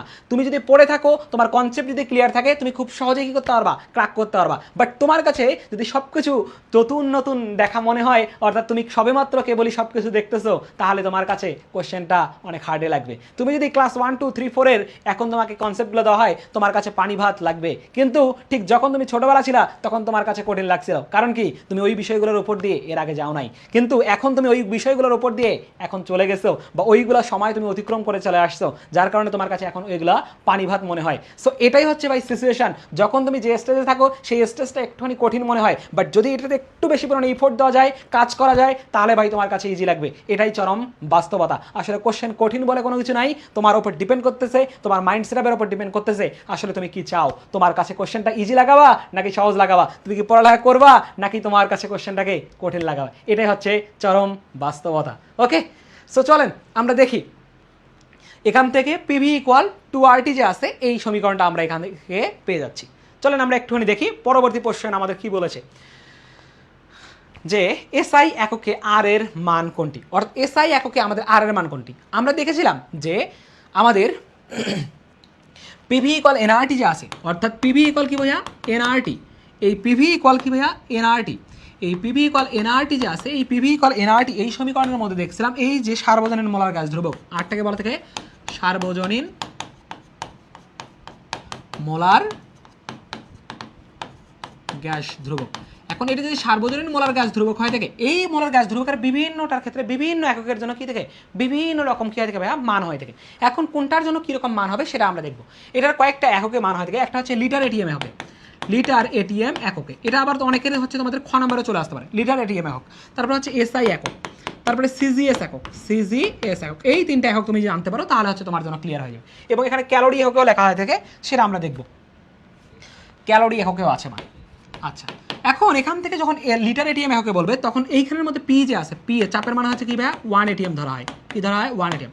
ভি যে রয়েছে এখানে লিটারে নেব, যার কারণে এটা আয়তন কয় থেকে 0 ডিগ্রি সেলসিয়াস তাপমাত্রা, অর্থাৎ তাপমাত্রা কিন্তু 0 ডিগ্রি সেলসিয়াস তাপমাত্রা আবার 273 কেলভিন। আর এখান থেকে কি হবে ভাই, এত লিটার হবে। তাহলে আমি এখান থেকে বলতে পারবো আর ইকুয়াল কি বলা যাবে ভাইয়া, পিভি বাই কি লেখা যাবে, পিভি বাই এনটি। তাহলে এখান থেকে এন যে আছে, এন হচ্ছে 1 মোল ধরা থাকে, এনের মান কত হতে হবে, 1 মোল ধরা থাকে। 1 মোল ধরা থাকে, তাহলে এখান থেকে আমি আর ইকুয়াল এখান থেকে বলতে পারবো 1 × যে ভাই 22.4 ভাগ 1 ইন্টু কি ভাই 273, এটা থেকে ক্যালকুলেশন করলে তুমি পাবা 0.0821 litre atm per kelvin per mole. এই যে এই এককটা পাবো, এটা হচ্ছে litre atm okay, litre atm. এটা কিন্তু আসলে আমাদের এসআই একক না। তাহলে এসআই এককের জন্য কী হবে ভাই? এসআই একক আমরা কি জানি 101, চাপের মান কী হয়ে থাকে 101.325 এত প্যাসকেল হয়ে থাকে। আর ভি এর মান কী হয়ে থাকে ভাই? মিটার কিউব এককে নিতে হবে। অর্থাৎ 22.4 যে আছে, এই 22.4 এর সাথে কী করবো 10⁻³ 1000 দ্বারা ভাগ করে এখান থেকে মিটার কিউব পাবো। আর এখান থেকে তাপমাত্রা যে রয়েছে তাপমাত্রা 273 কেলভিনে নেব। তারপরে এখান থেকে হচ্ছে আমরা এখান থেকে পাবো কি ভাই? আর ইকুয়াল কী বলা যাবে ভাই? PV by MT. তাহলে এখান থেকে পি এর মান যদি কী করো 101.325 বসায় দাও এবং 22.4 ইন্টু 10⁻³ বসায় দাও। আর এখান থেকে হচ্ছে কি ভাই এন এর মান হচ্ছে 1 মোল আর 273 যে বসায় দাও। তাহলে এখান থেকে পাবা এসআই এককের ক্ষেত্রে 8.314 জুল পার কেলভিন পার মোল পাবা। অর্থাৎ এসআই এককের জন্য মানটেন এককটা আমাদের হবে কি 8.314 জুল পার কেলভিন পার মোল। এইটা হচ্ছে আমাদের কাঙ্ক্ষিত আনসার। আর সিজিএস এর ক্ষেত্রে আমরা জানি 1 জুল ইকুয়াল কি লেখা যায়? 1 জুল ইকুয়াল লেখা যায় 10⁻⁷ আর লেখা যায়। এই কনসেপ্ট থেকে ভাইয়া তুমি এখান থেকে এটাতে ডিরেক্ট এই 10⁻⁶ দেওয়া যাইতে পারো। এবং ক্যালোরি একক যে রয়েছে, ক্যালোরি একক যে রয়েছে, ক্যালোরি এককে আর এর মান যে রয়েছে, আর এর মান হয় থেকে 1.987 এতই ক্যালোরি পার কেলভিন পার কি হয় থেকে ভাইয়া মোল হয় থেকে। এই দুটো বেসিক্যালি হচ্ছে তোমাদেরকে সিকিউতে অর্থাৎ খ নাম্বারে তোমাদের চলে আসতে পারে। দ্যাটস ওয়াই হচ্ছে আমি এখানে তোমাদেরকে একটু সুন্দর মতো এটা ইলাবোরেটলি ব্যাখ্যা, আসলে মানগুলো কেমনে আসে কীভাবে আসে সেটা একটু ইলাবোরেট ব্যাখ্যা তোমাদেরকে দেখাই দিলাম। যেহেতু এটা ওয়ার্কশপের ক্লাস, আমরা এই কারণে একবার ভেঙে তোমাদেরকে এখান থেকে যা যা বেসমেন্ট তোমার দরকার, জাস্ট মুখস্থ নয়, এখান থেকে তোমাকে বুঝে এখান থেকে অ্যাপ্রোচ করতে হবে, যেগুলো তোমাদের খ নাম্বারে চলে আসতে পারে। সো এই কারণে আমি হচ্ছে দুইটা প্রশ্ন হচ্ছে একটু সুন্দর মতো তোমাদেরকে এখানে মার্ক করে দিলাম। সো একটু ভাইকে বলো তো এটা সবাই ক্লিয়ারলি বুঝতে পারছো কিনা, কারো কোথাও কোনো জায়গায় কোনো ডাউট আছে কিনা? সবাই একটু ক্লাসটা শেয়ার করে সবার ফ্রেন্ডদেরকে একটুখানি মেনশন করে জানিয়ে দেন, যাতে আমরা সবাই মিলে অ্যাট এ টাইম এই ক্লাসটা করতে পারি। সবাই একটু ভাইকে জানান যে আসলে সব কিছু কনসেপ্ট আপনাদের কাছে ক্লিয়ার কিনা।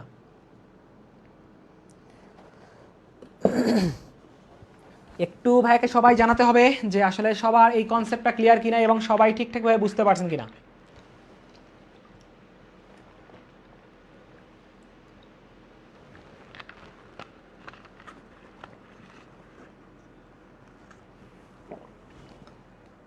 সবাই একটু ভাইকে জানান যে আসলে এই কনসেপ্টটা সবার ক্লিয়ার কিনা।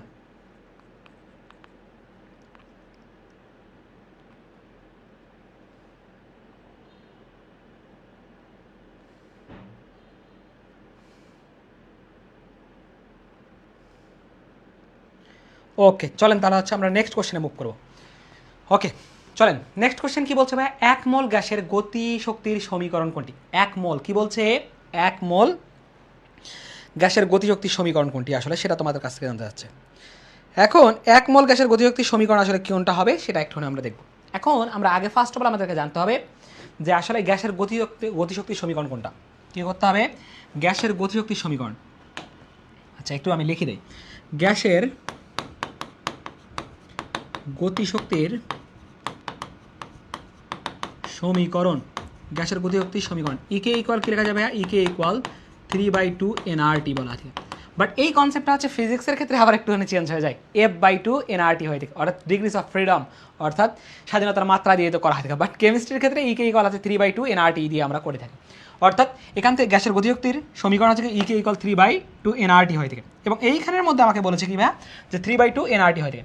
এবং গ্যাসের গতিশক্তির সমীকরণ আরও একটা লেখা যায়, সেটা হচ্ছে পিভি ইকুয়াল লেখা যায় 1/3 mn/c²।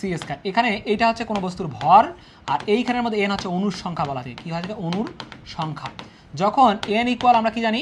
এন ইকুয়াল আমরা বলে থাকি যে অণুর সংখ্যা বা অ্যাভোগাড্রোর সংখ্যা, তখন বেসিক্যালি এখান থেকে আমাদের চলে আসে যে এই যে এনের মান যখন 1 হয়ে থাকে তখন আমরা বলে থাকি এন ইকুয়াল কে লেখা যায়? এন এ লেখা যায়। 1 মোল হয়ে থাকে তখন আমরা বলতে পারি যে এনের মান যখন 1 হয়ে থাকে এন ইকুয়াল এন এ লেখা যায়। সো ওই কনসেপ্ট থেকে পরবর্তীতে এটা চলে আসে। এখন কথা হচ্ছে গ্যাসের গতিশক্তির সমীকরণ। এখানে কি বলছে? 1 মোল, আর এন এর মান আমাকে বলে দেওয়া আছে। কি আছে? এন এর মান বলে দেওয়া আছে 1। তাহলে সমীকরণ কি দেখেছি? ইকে ইকুয়াল 3/2 nRT। তাহলে এন এর মান যদি কি হয় থাকে 1 হয়ে থাকে, তাহলে আমি বলতে পারবো 3/2 RT। এবং এখান থেকে অনেক সময় হচ্ছে তোমাদেরকে এভাবেও বলতে পারে যে কেটি দিয়ে হচ্ছে তোমাদেরকে প্রকাশ করা হয় থাকে, যেটা বেসিক্যালি যদি এরকম ঘটনা হয় থাকে, অর্থাৎ অ্যাভোগাড্রোর সংখ্যা যে আছে যদি কে ইকুয়াল বলা যায় বোল্টজম্যান ধ্রুবক যেটা আছে, বোল্টজম্যান ধ্রুবক। এই বোল্টজম্যান ধ্রুবকটা আসলে কী জিনিস? সেটা হচ্ছে যদি আর এর মান সেটা হচ্ছে 8.314, এটাকে যদি অ্যাভোগাড্রোর সংখ্যা দ্বারা ভাগ করা হয় থাকে তখন ওইখান থেকে মান পাওয়া যায় 1.38 ইন্টু 10⁻23 এত জুল পার কেলভিন যদিও বলা হয় থাকে আসলে মলিকিউল হওয়ার কথা এটার এককটা। সো 1.38 এটা হচ্ছে কি বলা থাকে বোল্টজম্যান ধ্রুবক বলা থাকে, এটাও হচ্ছে তোমাদেরকে পরীক্ষায় চলে আসে। ওকে, সো একটু ভাইকে বলো এটা প্রশ্ন সবাই ক্লিয়ারলি বুঝতে পারছো কিনা। তাহলে আমরা এখান থেকে আনসার কী পাবো ভাইয়া, আর বাই এনে, এই যে এখান থেকে আর বাই এনে যে আছে কেটি, কেটি আমরা দেখতেছি না, এখান থেকে কেটি হওয়ার পর কেটি আমরা এরকম কোনো কিছু দেখছি না, এখানে 3/2 আরটি দেখছি, অর্থাৎ 3/2 এনআরটি, এই যে এনআরটি সমীকরণ কিন্তু কিন্তু 1 মোলের কথা বলছে এনের মান, যখন এটা হচ্ছে না, তাহলে 3/2 এই যে সি নাম্বারটা হচ্ছে আমাদের কাঙ্ক্ষিত আনসার, অর্থাৎ গ নাম্বারটা, যে এইটা হচ্ছে কাঙ্ক্ষিত আনসার। আর এখানে হচ্ছে রিভার্স হয়ে গেছে, যার কারণে এটা আমাদের হবে না। সো একটু ভাইকে জানান এটা সবাই ক্লিয়ারলি বুঝতে পারলেন কিনা। অর্থাৎ গ্যাসের গতিশক্তির সমীকরণ যে রয়েছে, গ্যাসের গতিশক্তির সমীকরণটা সবাই ক্লিয়ারলি বুঝতে পারলেন কিনা।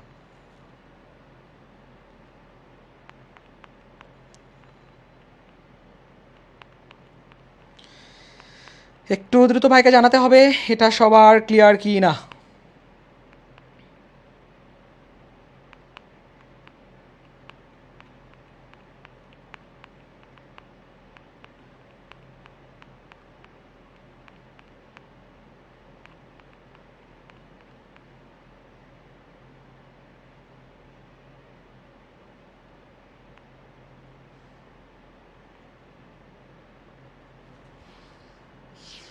এইটা বেসিক্যালি আমাদের হচ্ছে একটা অণুর জন্য, এখান থেকে আমরা এটা বলতে পারি এইটা যে আছে এই সমীকরণটা বেসিক্যালি কী হয় থেকে, এই সমীকরণটা বেসিক্যালি আমাদের হয় থেকে একটি অণুর জন্য, একটি অণুর জন্য,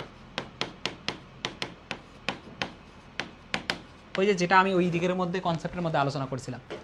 ওকে, সো একটু ভাইকে জানাও যে এটা সবার কাছে ক্লিয়ার কিনা। ওকে চলেন তাহলে হচ্ছে আমরা নেক্সট কোশ্চেনে এখন মুভ করব। নেক্সট কোশ্চেন কি বলছে 10 নম্বর, দেখো যে স্থির তাপমাত্রায় কি বলেছে আমাদেরকে ভাইয়া, স্থির তাপমাত্রা, স্থির তাপমাত্রার কথা বলছে, স্থির তাপমাত্রা আরএমএস অর্থাৎ রুট মিন স্কয়ার, এই আরএমএস বলতে হচ্ছে রুট মিন স্কয়ার, মিন বলতে হচ্ছে গড় অর্থাৎ বর্গমূল গড় বর্গবেগ যে আছে এর সঠিক ক্রম কোনটি হয় থাকে।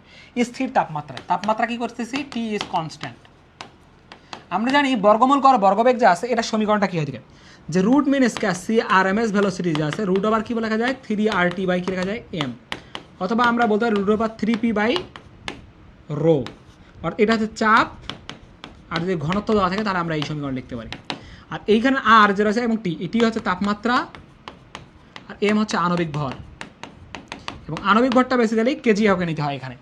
এখন এইখানের মধ্যে বলছে স্থির তাপমাত্রা আরএমএস বেগের সঠিক ক্রম কোনটি, অর্থাৎ তাপমাত্রা যদি স্থির রাখি তাহলে T3 যে আছে 3 তো একটা কনস্ট্যান্ট, আর ওর মান হচ্ছে কি 8.314, এটাও কনস্ট্যান্ট, তাহলে সিআরএমএস ভেলোসিটির সাথে আমি দেখতেছি কি ভাইয়া যে আসলে আমাদের আণবিক ভরের ব্যস্তানুপাতিক সম্পর্ক, অর্থাৎ যার আণবিক ভর কম তার কি হবে ভাইয়া সিআরএমএস ভেলোসিটির মান বেশি হবে।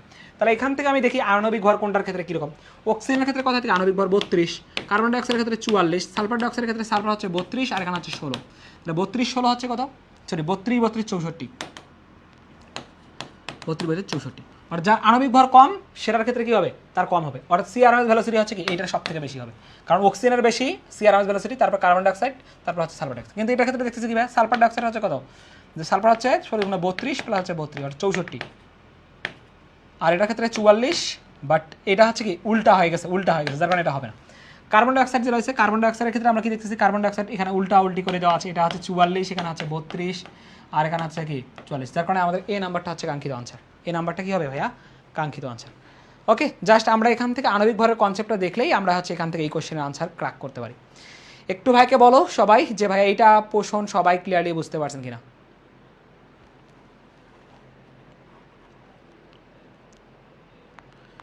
কারো কোথাও কোনো জায়গায় কোনো ডাউট আছে কিনা, সবাই একটু ভাইকে জানাতে হবে।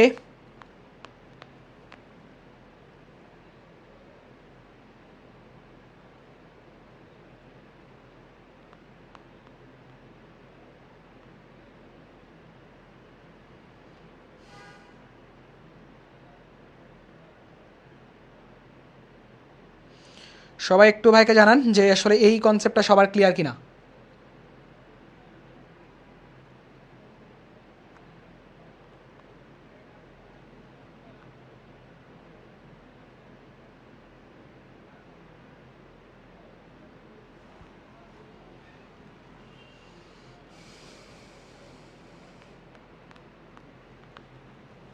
ওকে, চলেন তাহলে আমরা হচ্ছে নেক্সট কোশ্চেনে মুভ করি।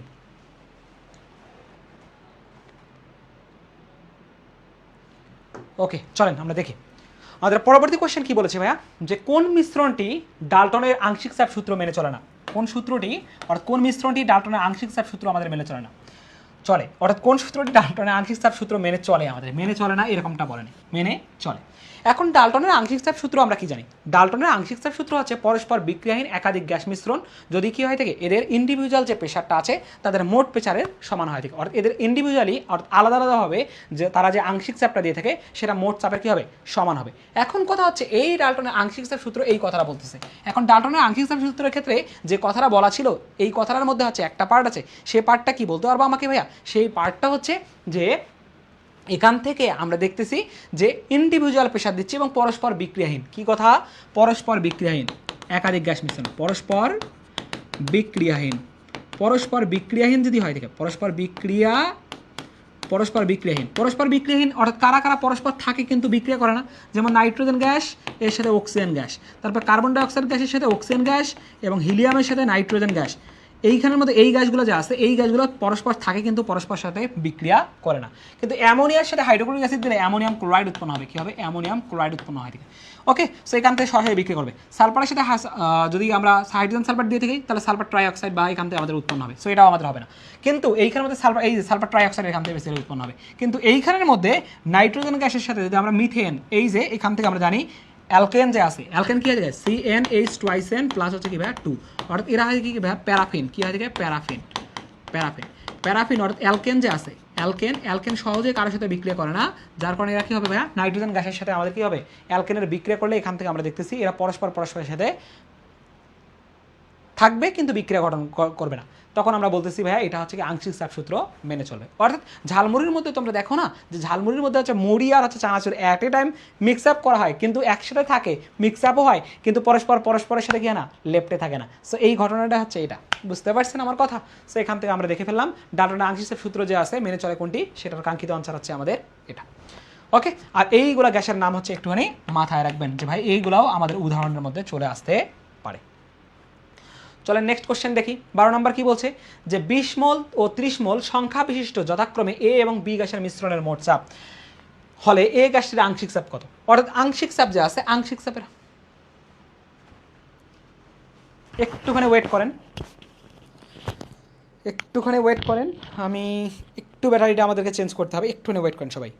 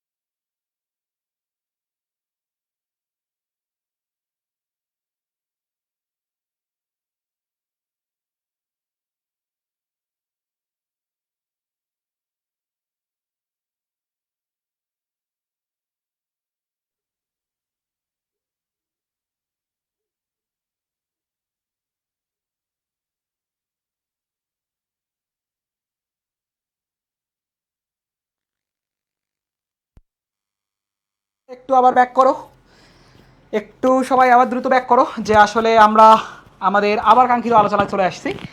চলো আমরা দেখি, এই কনসেপ্টটা কিন্তু খুবই জোস লেভেলের একটা কনসেপ্ট এবং খুবই ইন্টারেস্টিং একটা কনসেপ্ট। এই কনসেপ্টটা যে কি বলছে ভাইয়া 20 মোল এবং 30 মোল, কি বলছিল 20 মোল ও 30 মোল সংখ্যা বিশিষ্ট যথাক্রমে এ এবং বি এর গ্যাস দ্বয়ের মিশ্রণের মোট চাপ, কি দেওয়া আছে মিশ্রণের মোট চাপ বলা আছে। ঘটনাটা হচ্ছে এরকম, আমি যদি একটুখানি তোমাদেরকে বলি, এটা একটা পাত্র, এইখানের মধ্যে এটা আরেকটা পাত্র দিছি। এখন দুইটা পাত্র যে আছে দুইটা সেম সাইজের আমাদের পাত্র আছে, এখন দুটো সেম সাইজের পাত্র, তাহলে এই সাইজের পাত্রের মধ্যে আমি এখানে বলছি এ হচ্ছে একটা পাত্র, বি একটা পাত্র। এখন এই গ্যাসের মধ্যে আমি কি দেখতেছি এইখানের মধ্যে গ্যাসের কণা আছে, আর এইখানের মধ্যে আছে কি বি গ্যাস যে আছে বি গ্যাসের মধ্যে হচ্ছে কি আছে কণা আছে। এখন এই গ্যাসের কণা আর বি গ্যাসের কণা এটাকে কি করছি, এই দুটো পাত্রকে অ্যাট এ টাইম আমি আরেকটা পাত্রের মধ্যে নিয়ে আসছি। এই যে এইখানের মধ্যে একটা পাত্রের মধ্যে নিয়ে আসলাম, এইখানের মধ্যে আমি কি করছি, এ এবং বি এর গ্যাসের মধ্যে সবাইকে নিয়ে আসছি।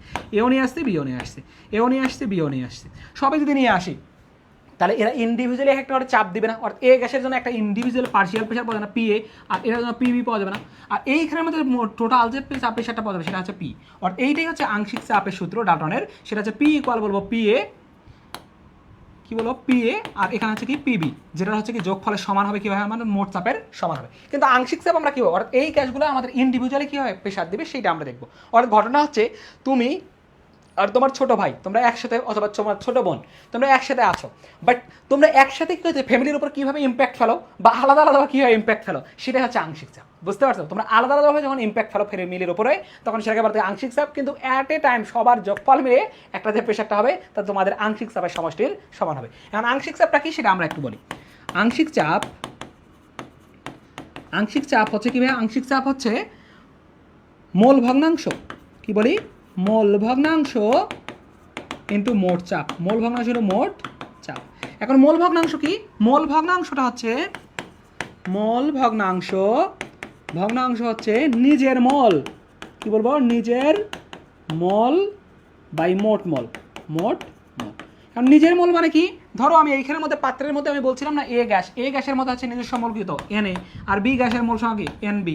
তাহলে এইখানের মধ্যে আমি যদি বলি এ এর অর্থাৎ এক্স দ্বারা প্রকাশ করা থাকে, এ এর মোল ভগ্নাংশ আমি যদি বলি, তাহলে এর মোল কত, নিজস্ব মোল এনএ, আর মোট মোল কত এনএ প্লাস কি হবে এনবি, এইটাকে আমরা বলতেছি এ এর মোল ভগ্নাংশ। আর যদি আমি এক্স বি এর মোল ভগ্নাংশ বলি, তাহলে এক্স বি ইকুয়াল কি বলবো, তাহলে এন বি হচ্ছে উপরে, আর এদের মোট মোল হচ্ছে এনএ প্লাস এনবি। অর্থাৎ এরকম যদি তিনটা কাজ দেওয়া থাকতো, তাহলে যেটার জন্য বলতাম সেটা হচ্ছে নিজের মোল বাই হচ্ছে মোট মোল করে দিতাম। তাহলে এখান থেকে আমি মোল ভগ্নাংশ আমাদের লাগবে। তাহলে এখান থেকে কি বলছে, এ গ্যাসের আংশিক চাপ, তাহলে এ গ্যাসের যদি আংশিক চাপ তাহলে পি আমি বলবো। তাহলে মোল ভগ্নাংশ কি হবে, এ গ্যাসের মোল ভগ্নাংশ, এ গ্যাসের মোল কত দেওয়া আছে, এই যে 20 দেওয়া আছে এ গ্যাসের মোল ভগ্নাংশ, তাহলে 20 উপরে বসাই দিলাম।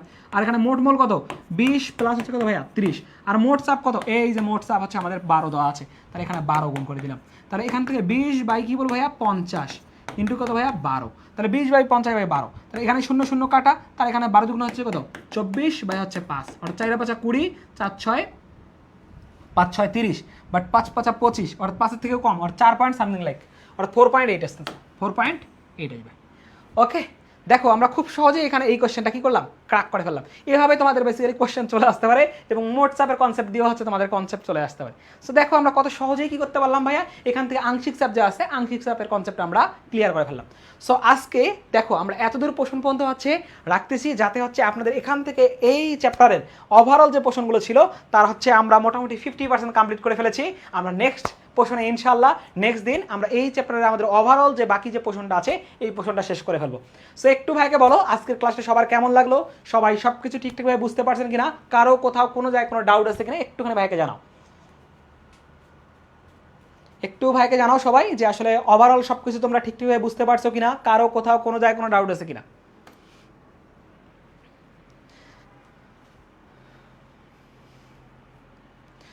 এবং তোমাদের সবাইকে অগ্রিম ঈদের শুভেচ্ছা, ঈদ মোবারক, যেহেতু জাস্ট কয়েকদিন পরেই আমাদের ঈদুল আজহা। সো এই ঈদ তোমাদের জীবনে বয়ে আনুক অনাবিল সুখ, শান্তি এবং সমৃদ্ধি, এটাই ভাইয়ার প্রত্যাশা। সো ওকে, সবাই তাহলে ভালো থাকো, সুস্থ থাকো, সবার সাথে দেখা হবে নেক্সট কোনো একটা ক্লাসে। সে পর্যন্ত আল্লাহ হাফেজ, আসসালামু আলাইকুম।